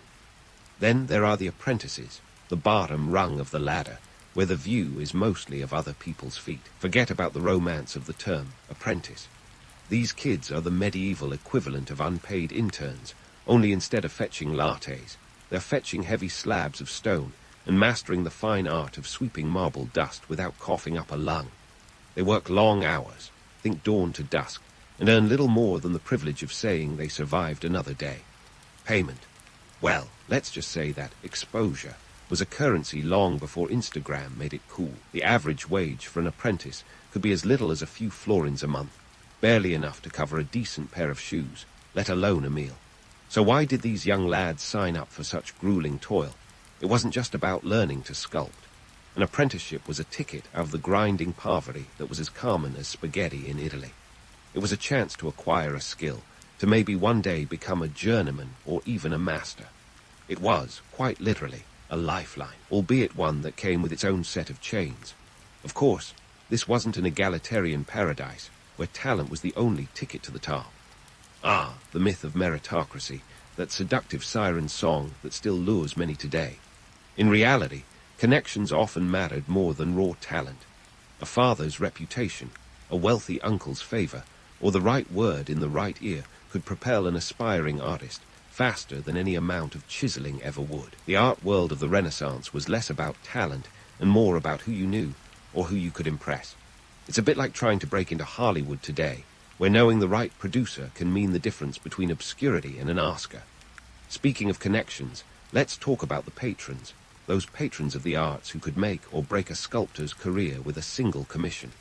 They weren't just buying art, they were buying status, a legacy carved in stone. For the apprentices, this meant that their social lives often revolved around the whims and wishes of these patrons. Imagine spending your formative years not at the local tavern with friends, but in a dim workshop, hoping that the wealthy merchant commissioning your master's latest piece might notice your craft and toss a few more florins your way. But let's not paint too dreary a picture. There were moments of camaraderie, of shared purpose, and even of youthful rebellion. The apprentices and journeymen formed a kind of fraternity, a tight-knit group bound by shared struggles and the occasional prank. After all, what's a little marble dust in the master's shoes between friends? Yet, for all the grit and grind, there was a certain magic to be found in the dust and noise of the workshop. The apprentices knew they were part of something larger, contributing to works that might one day grace the halls of a ducal palace or a grand cathedral. They were preserving a tradition, leaving their mark, however small, on the annals of history. And in a world where life was often as fleeting as a candle in the wind, that was no small thing. So here we are, in a Renaissance workshop, amidst the clamor and chaos, where history is both made and marred by human hands.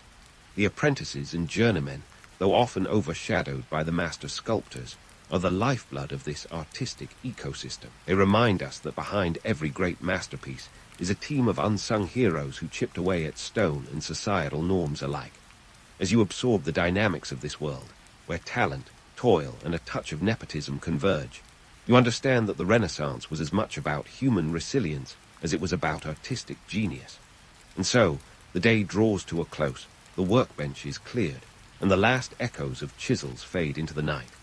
As you step out of the workshop, you carry with you a newfound appreciation for the art of sculpture, not just as a testament to human creativity, but as a tribute to the enduring spirit of those who dared to dream in stone. As you step out of the workshop, the twilight of the Renaissance world stretches out before you, painted with both the glow of creativity and the shadows of political maneuvering. Ah, the 15th century, a time when art was a battleground as much as a canvas. You see, art wasn't just about capturing beauty. It was about capturing power, prestige, and the ever-elusive promise of immortality.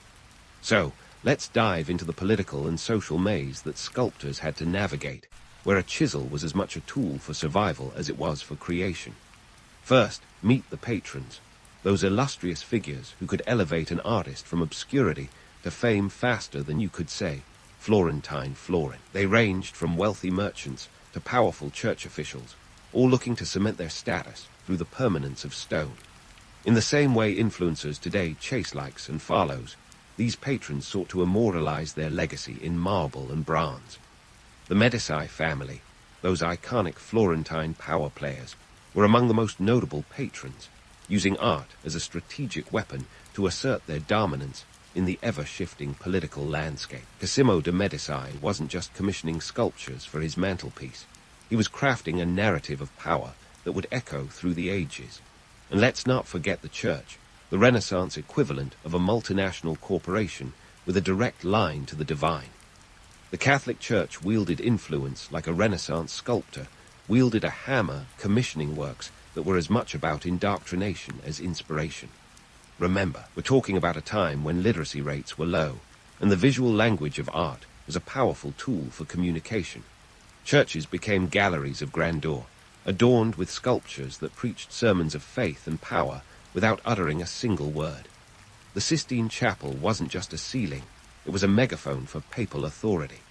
Now, into this world of patrons and power plays, let's sprinkle in a pinch of geopolitics. The fall of Constantinople in 1453 was a seismic event, like the Renaissance version of a stock market crash. It signaled the end of the Byzantine Empire, sending shockwaves through Europe and affecting everything from trade routes to the distribution of artistic materials. The loss of Constantinople meant that the flow of precious materials like lapis lazuli, used to create those vibrant blues in Renaissance art, was disrupted, leading to a scramble for resources as fierce as any Game of Thrones episode. But wait, there's more. The fall of Constantinople also ushered in an influx of Greek scholars into Italy, bringing with them ancient texts and a renewed interest in classical antiquity. This was the match that lit the fuse of the Renaissance, igniting a revival of classical art and philosophy. Suddenly, everyone wanted a piece of that Greco-Roman glory, and sculptors found themselves at the forefront of this cultural renaissance. Sculptures of mythological figures became all the rage, and every nobleman worth his salt wanted a Hercules or Venus in his garden, as if owning a piece of classical mythology was the ultimate status symbol. This was a time when art wasn't just an expression of creativity. It was a tool of propaganda, a means to influence public perception and consolidate power. The romantic idea of art for art's sake was as much a fantasy as the idea of a sculptor working solitary in blissful isolation. Art was a political chess piece, with each sculpture a move on the board, advancing the agendas of those who could afford to commission them. The patrons weren't just buying art. They were buying a narrative, one that would tell the world of their piety, power, or intellectual prowess. In this world, the sculptor was both artist and diplomat, navigating the delicate dance of pleasing patrons while trying to maintain some semblance of artistic integrity. Imagine crafting a masterpiece under the watchful eye of a patron who wanted his likeness in marble, but with a few enhancements, of course. The sculptor had to balance the ego of the patron with the reality of the stone, a task as delicate as carving a feather from granite. And if you think the patrons were demanding, the political climate was equally unforgiving. Wars, alliances, and betrayals were as common as frescoes in Florence, and each shift in power could mean the rise or fall of a sculptor's career. Being commissioned by the wrong patron could spell disaster if that patron found themselves on the wrong side of a political coup. It was a high-stakes game, where the wrong alliance could see you losing not just commissions, but also your head. Yet, for all its challenges, this politically charged environment was also a crucible of creativity, pushing artists to innovate and adapt. The sculptors of the Renaissance were not just artisans. They were survivors, navigating a world where art was as much about cunning and strategy as it was about talent. They were the original multi-hyphenates, blending the roles of politician, businessman, and visionary, chipping away at the marble of history with each swing of the hammer. So, as the night settles over the Renaissance landscape, you begin to see the intricate tapestry of art and politics woven together in a dance of ambition and artistry. It's a world where sculptors aren't just creators, but players on a stage where each piece of art tells a story far beyond its surface. And as you ponder this complex dance of power, patronage, and politics, you realize that the Renaissance was as much about the art of survival as it was about the survival of art. And with that thought lingering in the air, you're ready to step back into the workshop, where the sound of chisels and the scent of marble dust beckon you to explore further into this world of stone and strategy. As you're drawn back into the workshop, it's time to peel back the layers of myth that have wrapped the Renaissance sculptors in an aura of untouchable genius. You see, the legends of these artists have been polished over centuries, much like the marble they carved, leaving us with the gleaming highlights while conveniently forgetting the smudges of reality. Let's get real. These sculptors weren't god-like figures basking in a golden age.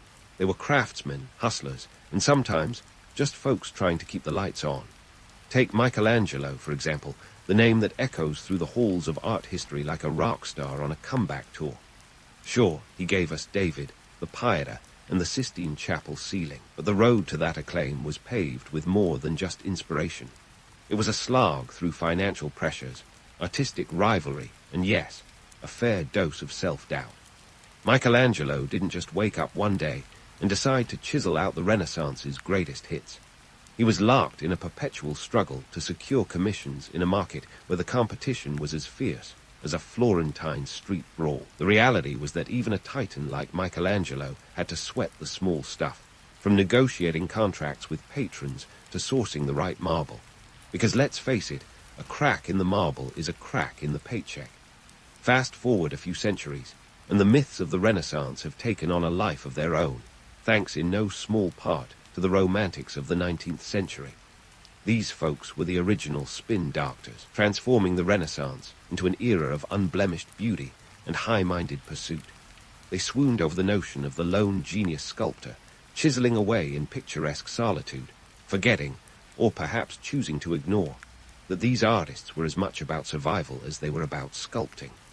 The Romantics glossed over the workshop grime, the economic realities, and the fact that for every Michelangelo, there were dozens of lesser-known artists scraping by, hoping to snag even a modest commission.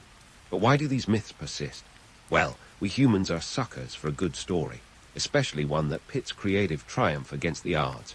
We crave legends that paint the past as a golden age, perhaps because it offers a comforting narrative in a world that often feels anything but golden. The allure of the Renaissance is that it's a story of rebirth, of rediscovery, and who doesn't love a comeback kid? Yet, the truth is more nuanced. The Renaissance was a period of innovation and upheaval, where art was a lifeline, not just a luxury.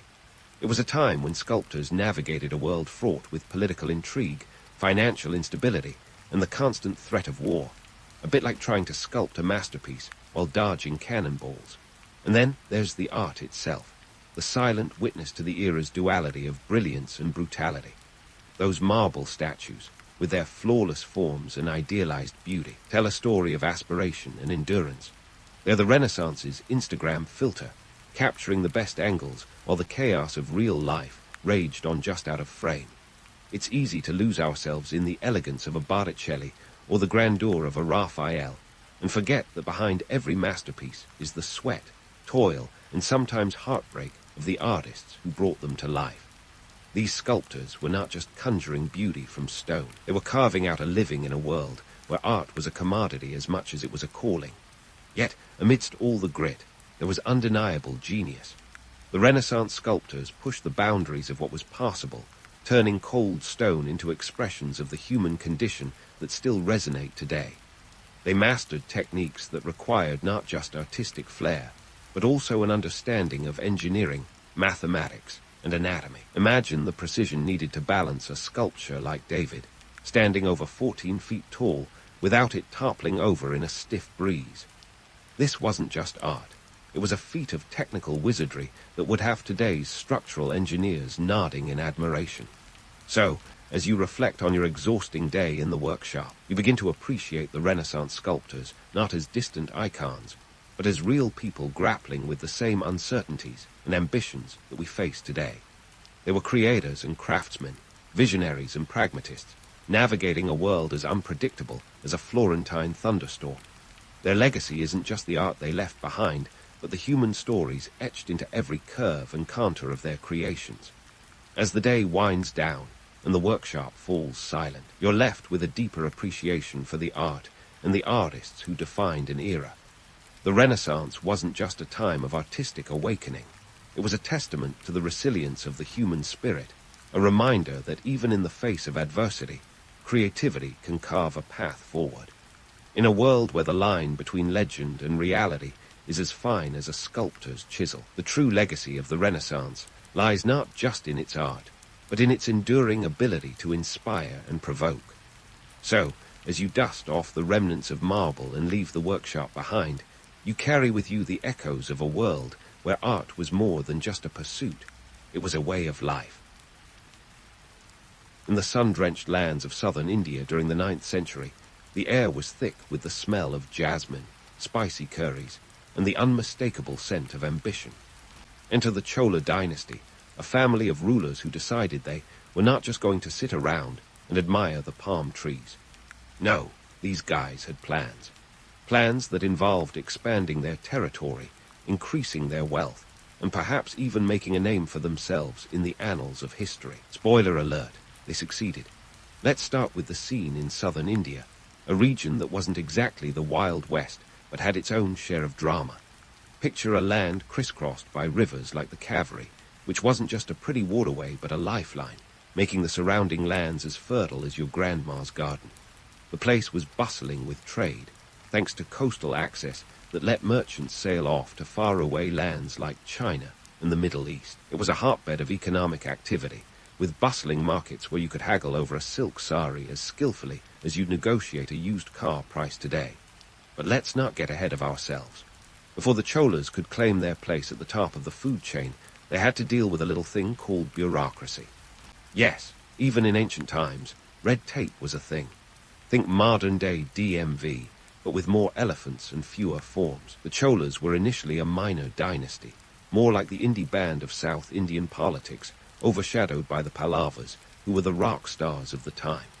Enter Vijayalaya Chola, a man with a plan and not much patience for playing second fiddle. Around 850 CE, he decided to take matters into his own hands. He captured the town of Thanjavur, which would become the Chola capital, and began his ascent to power. Imagine someone today deciding to turn a sleepy town into the next Silicon Valley.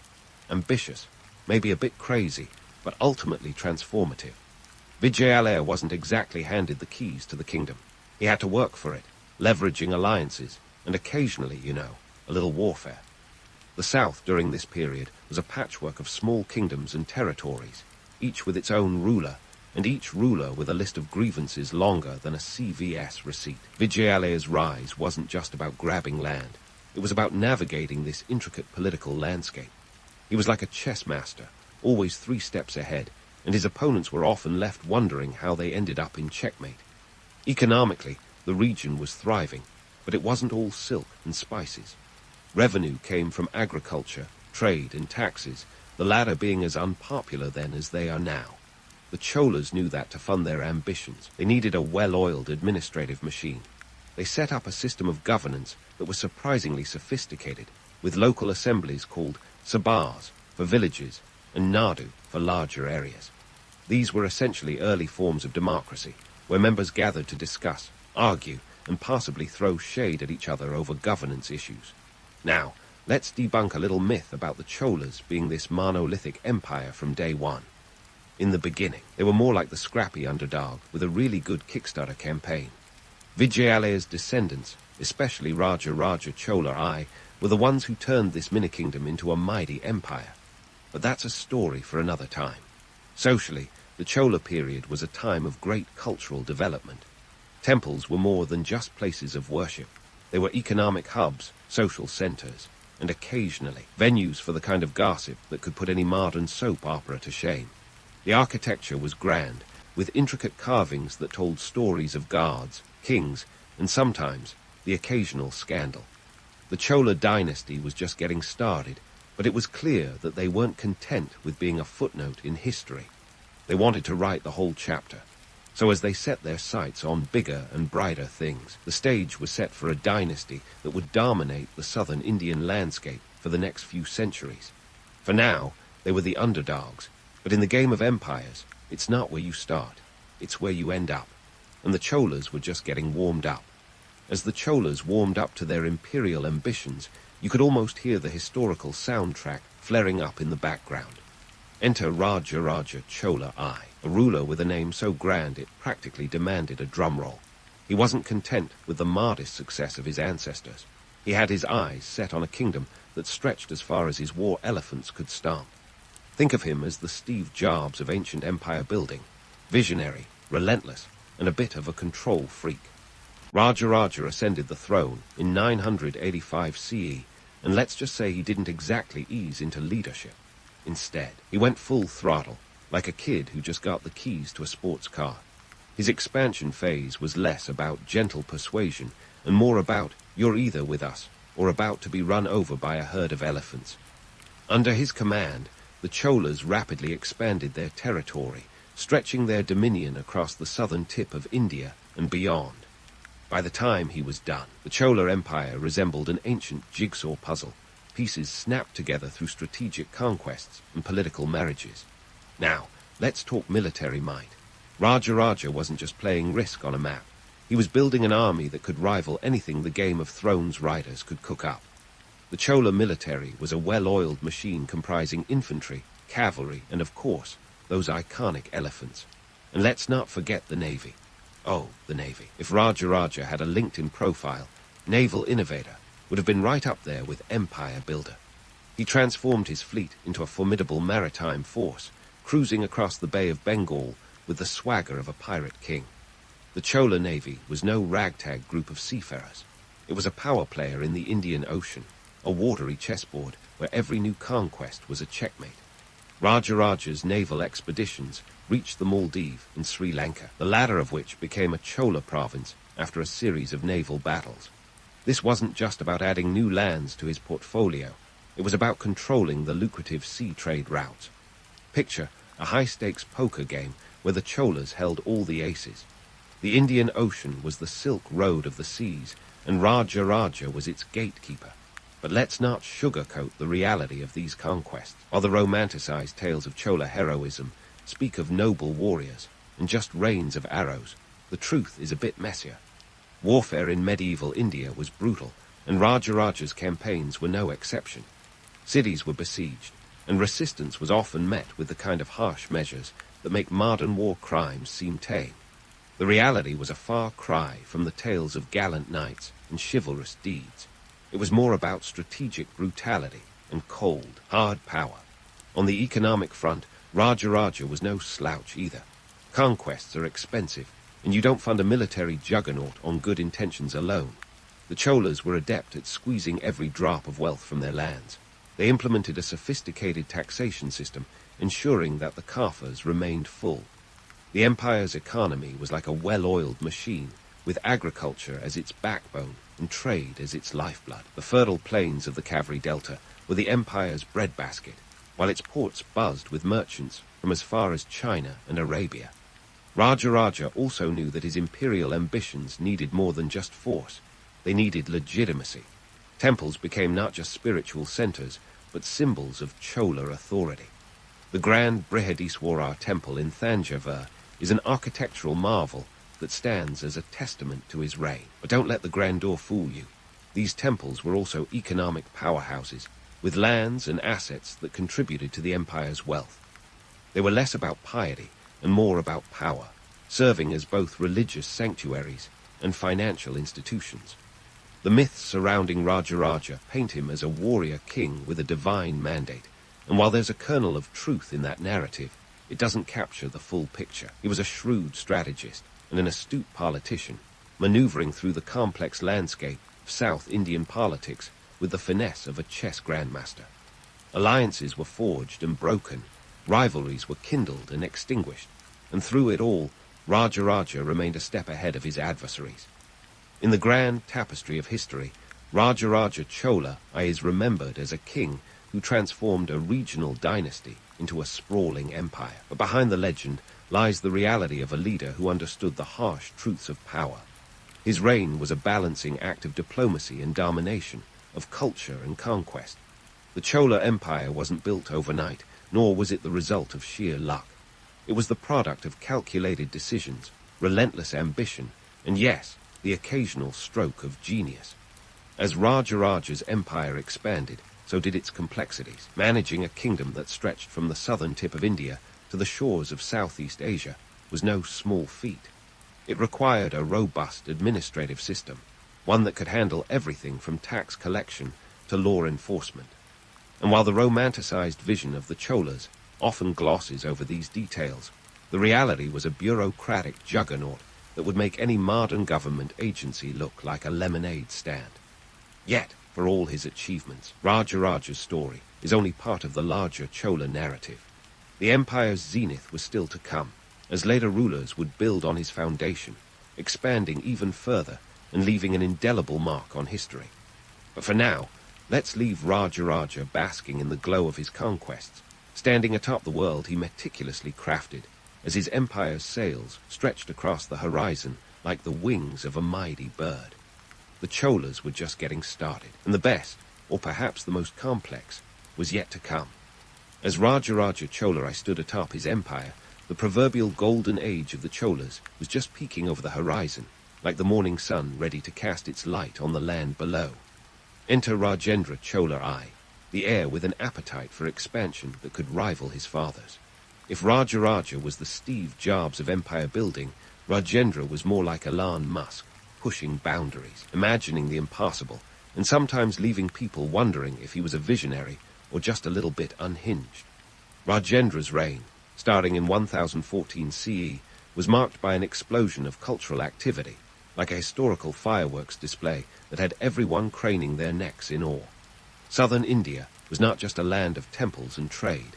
It was a crucible of creativity, a place where art and architecture reached dizzying heights. Now, let's talk about a little something called the Brihadiswara Temple, a marvel of engineering that makes the pyramids look like a weekend DIY project. Built by Rajaraja, but expanded under Rajendra, this temple wasn't just a place for quiet contemplation. It was a symbol of Chola power, a stone-cold statement that said, "We're here, we're awesome, and we've got the architecture to prove it." But hold onto your sacred cows, folks, because the Brihadiswara Temple was as much about flaunting wealth as it was about spirituality.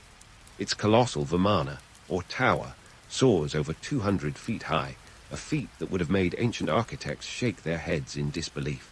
The temple's granite blocks, some weighing over 80 tons, were transported from miles away, a logistical nightmare that would make even modern engineers break into a cold sweat. Legend has it they used a ramp that stretched for several kilometers to haul those stones up, a tale so audacious it might as well come with its own theme music. The temple's inscriptions, however, tell a story beyond the bricks and mortar.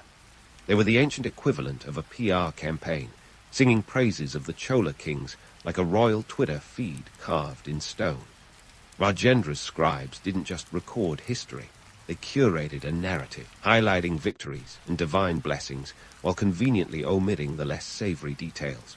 It's the kind of spin that would make any modern political advisor proud.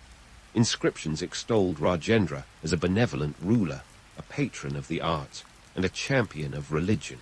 But let's not kid ourselves. The man also had a penchant for conquest that left a trail of subjugated kingdoms in his wake. Under Rajendra, the Chola navy became a force of nature, extending its reach into Southeast Asia like a tentacle of influence. His famed Ganges expedition around 1025 CE was a daring display of military might and ambition. Picture this: Rajendra's forces marching thousands of miles north to the banks of the Ganges, not just to conquer, but to cart back water from the sacred river as a symbol of his victory. Talk about making a splash. It was less about the practicalities of ruling such far-flung territories, and more about flexing those imperial muscles for all to see. The Chola Empire at this time was like a well-oiled machine, with a bureaucracy that ran as smoothly as a heart knife through ghee. Local governance was handled by assemblies, or sabars, where matters of state were debated and decisions were made, often with a side of spicy political intrigue. These assemblies were democratic in spirit, but let's be real, the power still trickled down from the top. Rajendra knew how to keep his empire ticking, ensuring that taxes flowed upward and decrees flowed downward without a hitch. On the cultural front, the Cholas were like the Renaissance before the Renaissance, nurturing a flowering of Tamil literature, music, and dance. Temples were not just religious centers, but cultural hubs where poets and musicians flourished under royal patronage. The arts became as much a tool of statecraft as a sword or a ship, projecting Chola sophistication and cultural dominance across the Indian Ocean. Yet, for all the grandeur and cultural achievements, we mustn't forget the human cost. Conquests took their toll, and the romantic image of a benevolent ruler doesn't fully capture the harsh realities of Rajendra's reign. The Chola expansion was often brutal, with cities razed and populations displaced. The myth of the benevolent ruler is a comforting one, but the truth is, Rajendra was a master of realpolitik wielding power, with a pragmatism that sometimes veered into ruthlessness. Inscriptions and temple art might depict him as a god king, but beneath the divine facade was a ruler keenly aware of the fragilities and fissures in his empire. Managing such a sprawling domain was no leisurely afternoon chai session. It required constant vigilance, deft diplomacy, and the occasional reminder that the Cholas were not to be trifled with. As the cultural zenith of the Chola dynasty unfolded under Rajendra's reign, it became clear that the legacy of the Cholas was not merely one of conquest and power.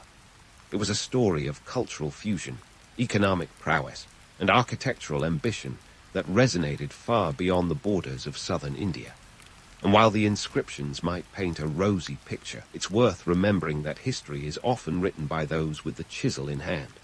Rajendra's saga is a testament to the complexities of leadership, where the lines between benevolence and brutality blur like the colors in a sunrise.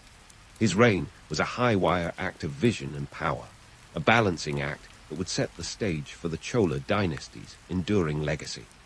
As the sun set on Rajendra's rule, it cast long shadows that will be felt for generations, a reminder that history is as much about the stories we tell as the truths we uncover. And in the grand theater of the Cholas, the curtain was far from falling.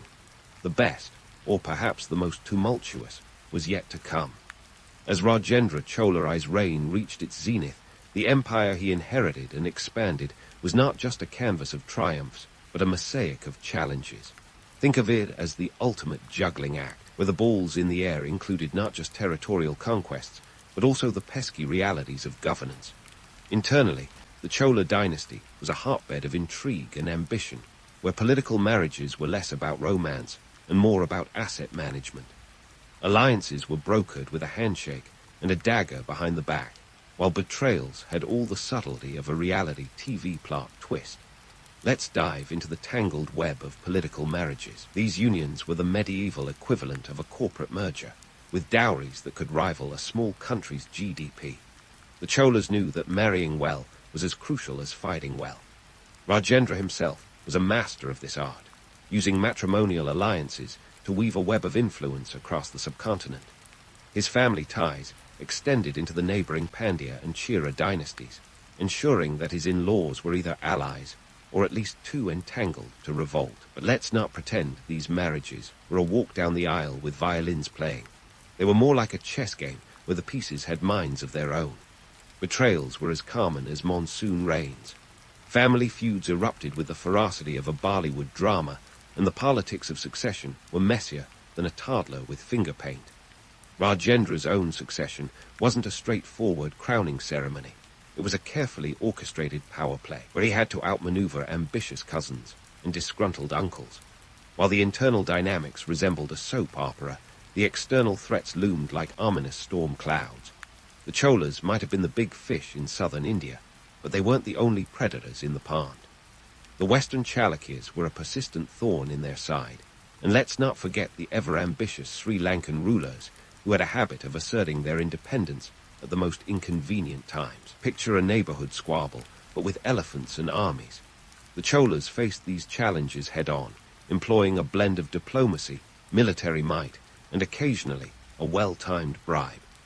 In this high-stakes game, Rajendra was like a poker player with ice in his veins, unafraid to raise the stakes or fold if it meant living to fight another day.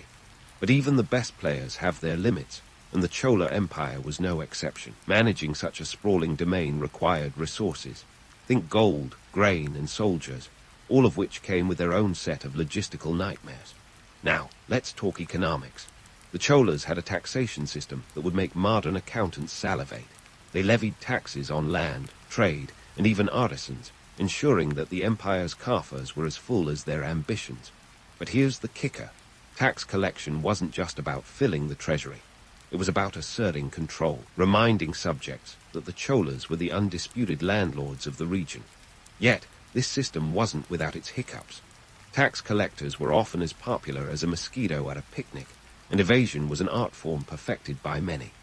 The internal administration was a labyrinth of officials and clerks, each with a role that seemed to multiply faster than rabbits in spring.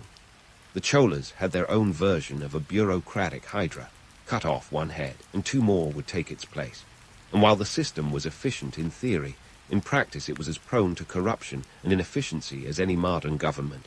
The local assemblies, or sabars, were the empire's attempt at decentralized governance, allowing villages to manage their affairs. Yet, these sabars were often mired in their own local politics, where decisions were made with a healthy dose of nepotism and backroom deals. In this complex tapestry, the Cholas also had to deal with the ever-present threat of rebellion. Regions newly conquered or annexed were as stable as a house of cards in a hurricane.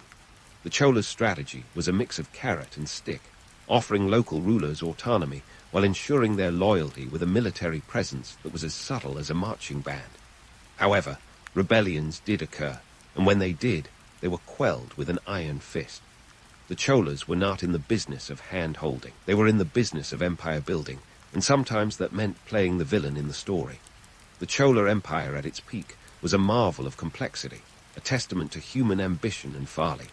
It was a time when the lines between ally and enemy were as blurred as a watercolor painting, and the only constant was change. Rajendra Chola, I navigated these waters with a flair that was part genius, part audacity, and all Chola. Yet, the very ambitions that propelled the dynasty to greatness also sowed the seeds of its challenges. For every alliance forged, there was a betrayal lurking in the wings. For every territory gained, there was a rival plotting its recapture. As the Chola dynasty continued to straddle this precarious balance, the world around them was changing. Trade was booming, cultures were mingling, and new powers were emerging on the horizon. The Cholas had to adapt, innovate, and sometimes just hold on for dear life, as the tides of history threatened to swallow them whole. The empire was like a grand tapestry, vibrant and intricate, but one that required constant mending to keep from unraveling. In the grand narrative of the Cholas, this period was not just about the glory of conquest, but the gritty reality of governance. It was a time when the empire's leaders had to be as shrewd as they were bold, balancing the scales of power with the deftness of a tightrope walker. And while the myths paint a picture of heroic kings and noble wars, the truth was far more nuanced, a tale of ambition, intrigue, and the relentless march of history. As the sun continued its relentless journey across the sky, the Chola Empire stood at the crossroads of destiny, a testament to the enduring complexities of power and the human spirit's unyielding drive to leave a mark on the world. But the story doesn't end here. There's more drama, more intrigue, and more history yet to unfold as the Cholas face their next chapter. As the Chola Empire stood at the crossroads of destiny, the sun began to set on a dynasty that had once bathed southern India in golden light. The grand tapestry of their history, vibrant and intricate, now faced the relentless pull of time's unraveling hands. The Cholas, once masters of the Indian Ocean and architects of monumental temples, were beginning to feel the economic strains that come with managing an empire stretched too thin. It was the classic case of biting off more than one could chew, an imperial buffet with too many dishes and not enough plates. At the heart of the Chola decline was the simple yet brutal math of empire building. What goes up must eventually contend with gravity. The Cholas had expanded far and wide, but maintaining such a vast territory was about as easy as keeping a herd of cats in line. The administrative machinery, once a marvel of efficiency, began sputtering like an old engine on a cold morning. The sabars and assemblies that had once hummed with the energy of democratic decision-making now groaned under the weight of corruption and inefficiency. Tax collectors, those ever unpopular figures, found it increasingly difficult to extract revenue from a populace growing weary of imperial pomp and circumstance. Economically, the Cholas were facing a perfect storm. The cost of maintaining a standing army, a navy that could make Poseidon proud, and the elaborate temple complexes was astronomical. It was as if they were trying to fund a modern-day space program with the budget of a small-town carnival. The fertile lands of the Kaveri Delta, once the empire's breadbasket, couldn't keep up with the demands. Agriculture was hit by unpredictable monsoons, and trade routes faced new competition from emerging powers in Southeast Asia. The Kaffirs were not just running low, they were echoing with the hollow sound of an empty barrel. The internal politics didn't exactly help matters. The Chola court was a scene straight out of a Shakespearean play, filled with intrigue, ambition, and betrayal. Factionalism reared its ugly head as regional governors, or mandalams, began asserting their independence. These local leaders, tired of the heavy hand of the central authority, started playing their own games of thrones, with plots and counterplots that would make even Machiavelli raise an eyebrow. The Chola kings, once seen as almost divine, now looked more like beleaguered CEOs trying to manage a hostile boardroom takeover. Externally, the Cholas faced pressure from all sides. The Western Chalukyas, those perennial thorns, took advantage of the Cholas' weakened state to nibble away at their northern territories. Meanwhile, in the south, the resurgent Pandyas began flexing their muscles, eager to reclaim past glory. It was as if the Cholas were a giant cake, and everyone wanted a slice. To make matters worse, the once feared Chola navy, stretched thin across the Indian Ocean, couldn't maintain its dominance. The high seas were no longer their exclusive playground, and new maritime powers were emerging, eager to make waves of their own. Amidst this turmoil, the Cholas attempted to hold the line, but it was akin to plugging leaks in a sinking ship with a spoon. By the mid-13th century, the dynasty was a shadow of its former self. The last significant Chola ruler, Rajendra Chola Roman III, found himself presiding over a crumbling empire. His reign was marked by a desperate attempt to regain lost glory, but the sands of time had other plans. By 1279 C, the Chola dynasty's rule effectively ended, with their territories absorbed by the rising Pandya dynasty and the Hoysalas. The once mighty Cholas, who had painted the Indian Ocean red with their sails, now faded into the annals of history. Yet, as the curtain fell on the Chola Empire, the legacy they left behind was anything but ephemeral. Their story is a cautionary tale, a reminder that empires, no matter how grand, are built on the fragile foundations of human ambition and the capriciousness of fortune. The Cholas' contributions to art, architecture, and governance continue to resonate, a testament to their enduring spirit. The Brihadiswarar temple still stands tall in Thanjavur, its Vimana casting a shadow longer than time itself, a monument to human creativity and the audacity to dream big. The Chola period also offers a lesson in the perils of overreach. The empire's decline underscores the importance of sustainable governance and the dangers of stretching resources too thin.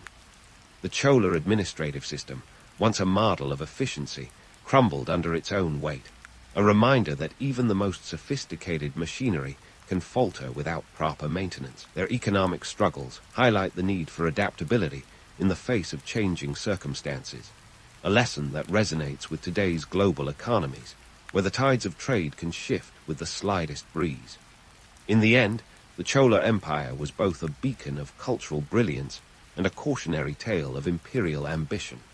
Their story is not just one of conquest and decline, but of the complexities of leadership and the relentless march of history. As the sun sets on the Chola legacy, it casts long shadows over the present, illuminating the timeless truths of power, ambition, and the human spirit's unyielding drive to leave a mark on the world.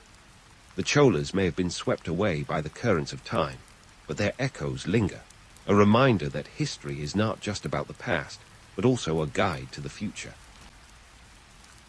Warsaw, 1867. The air was thick with the scent of rebellion and cabbage soup. This was the year Marie Curie was born, the youngest of 5 in a family that could rival any sitcom cast in terms of eccentricity and resilience. Her full name, Maria Salomia Skłodowska. Yeah, try fitting that on a business card. The Skłodowskis were ardent patriots, living under the thumb of Russian rule in Poland. The Tsar was running the show, and let's just say he wasn't exactly sending out Christmas cards to the Polish people. Marie was raised in a household where education was the currency of rebellion. Her father, W. Ladislaw, was a math and physics teacher who had a knack for losing jobs, thanks to his refusal to toe the Russian line. Her mom, Bronislawa, ran a boarding school for girls and managed the household like a general, despite suffering from tuberculosis. Together, they instilled in their children a fierce love for learning and an even fiercer disdain for oppression. Growing up, Marie was the quintessential overachiever, but with a twist. By age 4, she could read and write, which sounds impressive until you realize this was her family's version of playing catch.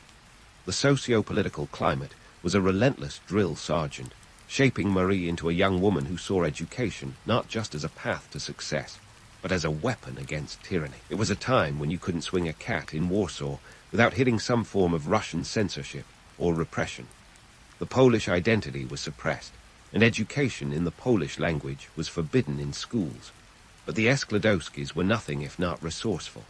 They turned their home into a clandestine hub of Polish culture and learning, a secret Hogwarts of sorts, minus the wands and flying brooms. Marie's first encounters with education were as much about survival as they were about enlightenment. She attended the clandestine flying university, which sounds like it should involve capes and secret handshakes, but was actually a covert institution allowing women to pursue higher education in defiance of Russian edicts. Here, Marie soaked up knowledge like a sponge, learning about physics, chemistry, and how to dodge the authorities, though the latter wasn't officially part of the curriculum. Despite the odds stacked against her, Marie excelled. But here's the kicker. Even as she aced her way through her studies, she couldn't afford a proper lab coat. That's right. Marie Curie, the woman who would one day redefine the periodic table, started her scientific journey without even the basic gear. It's the kind of irony that would be too on the nose in fiction, like a gourmet chef who can't afford salt. Her early years were a masterclass in turning adversity into advantage. Marie's determination was like a steam engine, unstoppable once set in motion. She worked as a governess to support her older sister Bronislawa's medical studies in Paris, a deal they struck with the understanding that one day her turn would come. This was no small feat. Governessing, in case you're wondering, was the 19th century equivalent of teaching calculus to a room full of hyperactive toddlers, all while maintaining the decorum of a Jane Austen heroine. Marie survived those years by sheer grit, teaching herself advanced math and physics in her downtime, which was basically the few minutes she had between wrangling her charges and collapsing into bed. And let's not forget the socio-political backdrop. A Poland where freedom was a whispered dream and women in education were about as common as unicorns. The Russian Empire's oppressive policies were like a bad rash that wouldn't go away, but Marie had her sights set on the horizon.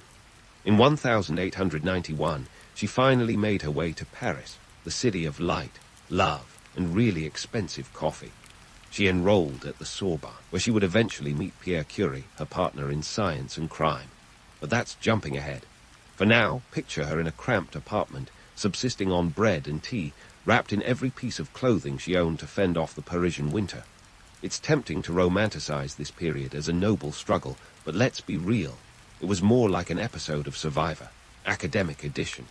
Marie faced the classic immigrant experience, homesickness, poverty, and the struggle to prove herself in a foreign land. But she had a secret weapon, an unyielding curiosity that made her stand out in a sea of grey overcoats and monocles. This was a woman who saw potential where others saw obstacles, who turned every slight, every challenge into fuel for her ambition. So there she was, Marie Skłodowska, a Polish woman in Paris, ready to take on the world. She was about to change the course of science forever, but for now, her most pressing concern was finding enough coal to keep warm. It's a reminder that greatness often starts in the humblest of places, and sometimes all it takes is a bit of stubbornness and a refusal to give up. even when the world seems determined to hold you back. So there she was, Marie Skłodowska, a Polish woman in Paris, ready to take on the world. But first, she had to tackle the small matter of surviving on a shoestring budget. Imagine living on bread and tea. Yes, the original student diet way before ramen noodles entered the scene. We're not talking about artisanal sourdough and imported Earl Grey, either. Nope, this was the bare minimum. Think of it as the 19th century meal plan for the perpetually broke. Marie had traded the bustling, cabbage-scented streets of Warsaw for the cobblestones of Paris, bringing with her an iron will and a remarkable talent for making ends meet. Her apartment, or perhaps glorified closet, is a more accurate term, was a lesson in minimalism. It was cramped, drafty, and about as luxurious as a cardboard box, but it was hers. Besides, who needed space when you had the entire universe to explore? The year was 1891, and Paris was a city of contrasts. The glittering Eiffel Tower had only been standing for 2 years, but the economic divide was as wide as the Seine. Montmartre was buzzing with bohemians and artists, while the Latin Quarter, where Marie lived, was teeming with students and scholars.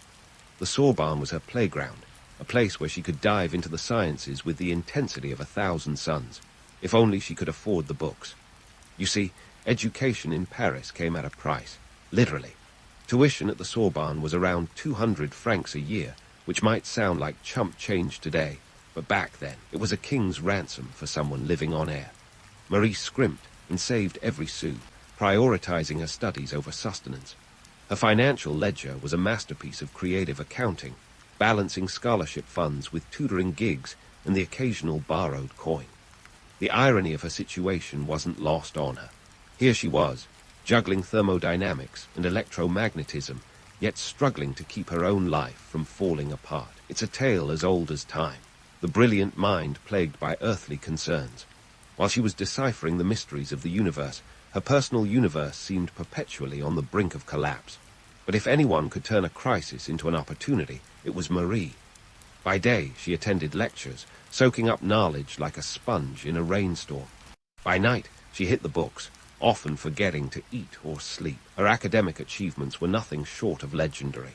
She earned a degree in physics in 1893, finishing first in her class, because of course she did.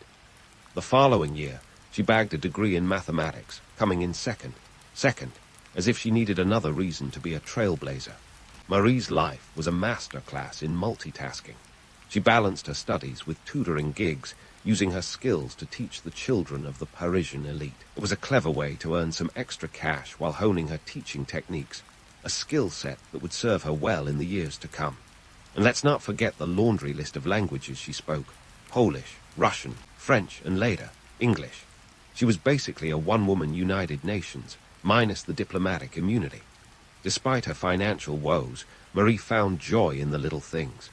A walk along the Seine, a visit to the Musée du Louvre, or an afternoon spent at the Jardin du Luxembourg were her escapes from the grueling demands of scholastic life. These moments of respite were as valuable as any textbook, providing inspiration and perspective. It's a testament to her remarkable resilience that she never lost sight of the bigger picture, even when the details threatened to overwhelm her. Her story is often romanticized, painted as a noble struggle against the odds.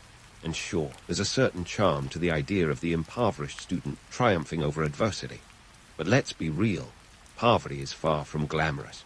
It's a grinding, relentless force that tests your mettle in ways you never thought possible. Marie's journey was less about the romance of science and more about sheer, unyielding determination. As she delved deeper into her studies, Marie began to make a name for herself in academic circles. Her professors were impressed by her tenacity and intellect, qualities that set her apart from her peers. In an era when women were often relegated to the sidelines, she was a force of nature, bulldozing her way into spaces where she wasn't always welcome. Paris, with its bustling streets and vibrant culture, was the backdrop to Marie's metamorphosis from student to scientist. It was here that she would lay the groundwork for her future discoveries, setting the stage for her partnership with Pierre Curie. But for now, it was about survival, about making it through each day with her dreams intact. And so, Marie persevered, fueled by bread, tea, and an insatiable curiosity. Her story is a reminder that greatness often begins in the most unlikely of places, that the path to success is rarely straightforward. It's a tale of grit and gumption, of a woman who refused to let circumstances define her. She navigated the challenges of student life in Paris. Marie was already charting a course that would change the world. But that, as they say, is a story for another day.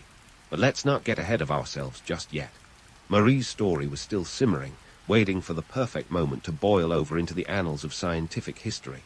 The stage was set, the players were assembled, and the script written by fate had one more character to introduce, Pierre Curie. Enter Pierre, the unsuspecting physicist who would become Marie's partner in both life and science. Now, Pierre wasn't exactly your archetypal heartthrob. In fact, he was more likely to be found pondering the mysteries of the universe than wooing a lady. But what he lacked in romantic flair, he more than made up for with a shared passion for science. When these two met, it was less of a love at first sight, and more of a collaboration at first experiment. Together, they were about to embark on a scientific journey that would revolutionize the world's understanding of radioactivity. It was 1898, and while the world was busy watching the Spanish-American War unfold, Marie and Pierre were elbow-deep in pitchblende, a mineral that sounds like a Garth band's dream name, but is actually a rich source of uranium. They were on the hunt for new elements, driven by the recent discovery of radioactivity by Henry Becquerel. The Curies were convinced that pitchblende held secrets waiting to be uncovered, and they were determined to be the ones to reveal them. Now, let's talk sharp. Isolating polonium and radium was not a job for the faint-hearted or the impatient. The process was like trying to find a needle in a haystack. If that needle was invisible and the haystack was radioactive, they boiled down pitchblende in a makeshift lab that was more mad scientists' lair than state-of-the-art facility. The space was an old, leaky shed that could have doubled as a sauna in the summer and a meat locker in the winter. Glamorous, it was not. The Curies processed tons, literally tons, of pitchblende to extract minuscule amounts of these new elements. It was a bit like mining for gold in a sandbox, except the sandbox was filled with enough radioactive material to light up a Geiger counter like a Christmas tree. And speaking of lighting up, let's address the glowing elephant in the room: safety, or rather, the lack thereof. In a move that would make modern health and safety officers break out in hives, the Curies handled radioactive materials with all the caution of a toddler with a new toy. On more than one occasion, they carried radium samples in their pockets, their skin glowing with a faint luminescence that would make any rave-goer jealous. They found it fascinating rather than alarming. To be fair, the dangers of radioactivity were about as well understood then as quantum mechanics are at a kindergarten level today. Their efforts paid off in July 1898, when they announced the discovery of polonium, named after Marie's beloved homeland, Poland. Was a nod to her roots and a subtle political statement wrapped in scientific achievement. Just a few months later, they uncovered radium, a discovery that would quite literally change the world. You see, radium was the scientific equivalent of striking oil in your backyard. It was incredibly radioactive, and its potential applications seemed limitless, at least until people realized it could also kill you. The Curies' discoveries catapulted them into the scientific spotlight, but let's pause for a moment to debunk one of the biggest myths surrounding this power couple: the idea of the lone genius. The image of Marie toiling away in isolation is compelling, sure, but it's about as accurate as claiming Einstein invented the light bulb. The truth is that Marie and Pierre were a dynamic duo, their partnership a fusion of intellect and determination. They were scientific soulmates, challenging and supporting each other in equal measure. Marie often described Pierre as her greatest collaborator, a sentiment that was mutual. They worked side by side, sharing both the triumphs and the tediousness of scientific research. Their collaboration was a testament to the power of partnership, proving that two heads and two sets of calloused, radioactive-stained hands are indeed better than one. Despite their joint efforts, it was Marie who received the lion's share of attention, particularly after Pierre's tragic death in 1906. But that's a story for another day. For now, let's focus on the incredible achievements that stemmed from their teamwork. The Curies' research laid the groundwork for countless advancements in medical and industrial fields.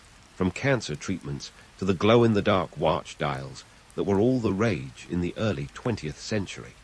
It's easy to romanticize their story, to paint Marie as the solitary genius fighting against a world that wanted to keep her down. But the truth is far richer, more complex, and infinitely more human. Marie's story is one of resilience and grit, yes, but it's also about the power of collaboration and the impact of a shared vision.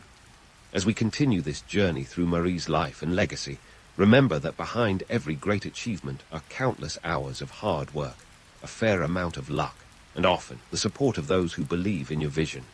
Marie and Pierre's partnership exemplified this truth, reminding us that even the greatest minds need a little help from their friends, or in this case, their equally brilliant spouse. So, where do we go from here? Marie was now a scientific superstar, poised to break down barriers and shatter glass ceilings with the same fervor she applied to smashing atoms. But the world wasn't quite ready to roll out the red carpet for a female scientist, no matter how groundbreaking her work. There were more challenges to face, more mountains to climb, and more myths to debunk. But for now, let's leave Marie and Pierre in their lab, surrounded by bubbling beakers and glowing test tubes, a testament to the incredible power of curiosity and collaboration. And so, in their radioactive haven, the Curies continued their quest for knowledge, blissfully unaware that they were about to step onto a stage much larger than their cramped lab. You see, 1903 was gearing up to be a year of seismic shifts, not just because the Wright brothers were about to make aviation history, but because Marie Curie was about to become a household name, at least in homes that kept up with the scientific journals. The Nobel Prize, that shiny beacon of intellectual achievement, was still a relatively new kid on the block, having been established in 1895 by Alfred Nobel, the dynamite guy, quite literally. By 1903, it was already the ultimate accolade for brainiacs worldwide. So when the Nobel Committee awarded the Physics Prize to Antoine Henry Becquerel and Monsieur and Madame Curie for their combined work on radioactivity, it was a pretty big deal. A woman receiving the Nobel Prize. It was about as rare as a unicorn sighting at the time. Let's unpack this a bit. The Curies' joint win wasn't exactly as straightforward as one might think. Initially, the committee intended to honor just the men. Yes, Pierre and the gentleman who stumbled upon radioactivity accidentally, Becquerel, were the original nominees. Marie was about to be snubbed like the last shrimp at a cocktail party. But Pierre, being the stand-up guy he was, insisted Marie's name be included, a move that was both noble and necessary. In a world that still viewed women in science like rare artifacts, Pierre's insistence was a game-changer. Winning the Nobel Prize was life-altering, but not in the happily ever after way fairy tales would have you believe. First, there was the cash prize, around 70,000 francs, which was quite the windfall. Imagine the possibilities. Paying off debts, investing in state-of-the-art equipment, or even upgrading from their lab-cum-sauna. But more than the money, the prize put a spotlight on their work, and by extension, on every hurdle Marie had to jump just to be taken seriously. Marie was now a bona fide scientific superstar, yet every accolade came with a side of skepticism and scrutiny. Enter the gender dynamics of the early 20th century scientific community, a world where women were expected to be seen and not heard, or better yet, not seen at all. Even as Marie basked in the Nobel glow, whispers of doubt and condescension followed her like a persistent shadow. Here's a fun fact. Despite her groundbreaking achievements, Marie was never made a full professor at the University of Paris until after Pierre's death. Talk about a glass ceiling reinforced with steel beams. And she was far from the only woman facing such barriers. The scientific community was a boys' club with a very exclusive membership, and Marie, brilliant as she was, had to fight tooth and nail for every inch of recognition. Fast forward to 1911, a year that would see Marie Curie etched into the history books once again. This time, it was the Nobel Prize in Chemistry, awarded to her alone. Yes, you heard that right. She was the first person ever to win 2 Nobel Prizes. And this wasn't just any win. It was a mic drop moment for women in science everywhere. She was recognized for her discovery of radium and polonium, and the isolation of radium, no less. Yet even this triumph was wrapped in drama. You see, by 1911, Marie was embroiled in a scandal that could have sunk her career. The French press had gotten wind of her affair with physicist Paul Langevin, a a married man, and pounced on it like cats on yarn. The press coverage was vicious, a mix of moral outrage and misogynistic vitriol. Marie was painted as a foreign seductress, a convenient narrative that overshadowed her scientific achievements and played into xenophobic sentiments of the time. But here's where it gets interesting. The Nobel Committee, aware of the scandal, actually suggested Marie skip the prize ceremony to avoid embarrassing the community. Marie's response: a resounding, "No, thank you." She attended the ceremony and accepted her award with the grace and poise of a woman who knew her worth, regardless of the opinions of a scandal-hungry public. Despite the personal attacks, Marie's contributions to science were undeniable. Her research on radioactivity laid the foundation for future advancements in medicine and physics, including cancer treatments and radiation therapy. And while her personal life was scrutinized, her professional legacy was cemented. She proved that a woman could not only stand shoulder to shoulder with her male counterparts, but could also outshine them. Marie Curie's journey is a testament to resilience and the power of intellect over prejudice. Her story, with its mix of triumphs and tribulations, reminds us that the road to greatness is rarely smooth. She navigated a world that was not built for her success, breaking down barriers with the same determination she applied to her scientific endeavors. As we leave Marie at the pinnacle of her career, it's clear that her story is far from over. The next chapter in her life would see her confronting new challenges, both personal and professional.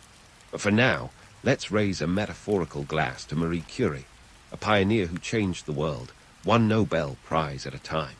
The journey continues, and who knows what other surprises history has in store for her. Stay tuned, because the tale of Marie Curie is one that keeps on giving. Marie Curie's story is like the best kind of novel, one you can't put down because you never know what twist the next chapter might bring. As we dive into her legacy, it's crucial to reflect on the seismic waves she sent through the worlds of science and gender equality. Marie wasn't just a trailblazer. She was a comet blazing across the sky, leaving a path for others to follow while illuminating the darkness of ignorance and prejudice. Let's start with her contributions to science, which are about as modest as a peacock in full display. Marie Curie's research into radioactivity laid the groundwork for what we now consider modern nuclear physics and chemistry. Her discoveries weren't just academic exercises, they were revolutionary. Radium, with its intense radioactivity, became a game-changer in medical treatments, particularly for cancer. Imagine the gleam in her eye if she could see how her work evolved into the precise radiation therapies saving lives today. She took a sledgehammer to the concept of the indivisible atom, revealing its hidden power and potential. But let's not sugarcoat her journey. The sanitized version of Marie Curie's life paints her as a solitary genius, a mythic figure toiling in isolation. The reality was far less glamorous. She faced systemic sexism and xenophobia, challenges that would make any modern HR department cringe. Remember, this was an era when women in science were about as common as unicorns in a zoo. Marie didn't just have to crack the scientific code, she had to hack the social one too. Her battle wasn't just in the lab, it was against a society that often dismissed her as an anomaly. Her personal sacrifices were immense. Marie's health deteriorated over the years, a direct result of her prolonged exposure to radiation. The irony is palpable. The very phenomenon she dedicated her life to studying was also slowly claiming it. Yet she persisted, driven by an unyielding curiosity and a passion for discovery. It's a sobering reminder that the path to greatness often comes with a hefty price tag. Now, let's talk about her impact on women in STEM. Marie Curie wasn't just breaking glass ceilings. She was shattering them with the force of a scientific revolution. Her determination and achievements inspired countless women to pursue careers in science, a ripple effect still felt today. She was the original role model for the "if you can see it, you can be it" mantra. And while her story is often romanticized, it's crucial to remember the harsh realities she faced, which make her accomplishments all the more remarkable. Fast forward to today, where women are still fighting for equal representation in STEM fields. The numbers are improving, sure, but we've still got a long way to go. Marie's legacy is a testament to the power of perseverance and the importance of representation. She proved that brilliance knows no gender, a lesson we would do well to remember. As we wrap up our journey through Marie Curie's life, Let's indulge in some playful speculation. How might she react to today's scientific advancements? Picture her in a modern lab, surrounded by petabytes of data, CRISPR technology, and AI-driven research tools. Would she be delighted or overwhelmed? Probably both. But one thing's for sure. She'd be in her element, diving headfirst into the wonders of quantum mechanics or the mysteries of dark matter. And what about her influence? Well, it's as enduring as ever. Marie Curie remains a beacon of hope and possibility, a reminder that the human spirit is capable of extraordinary feats. Her legacy isn't just in the textbooks. It's in the hearts and minds of every young scientist who dares to dream big, regardless of the obstacles in their path. So, let's raise a metaphorical glass to Marie Curie, a pioneer, a trailblazer, and a woman who changed the world. Her story is a mosaic of brilliance, resilience, and relentless pursuit of knowledge, a narrative that continues to inspire and challenge us. As we close this chapter, let's carry her legacy forward, ensuring that the path she forged becomes a highway for future generations of scientists, dreamers, and innovators. Here's to Marie, a true icon whose light will never dim.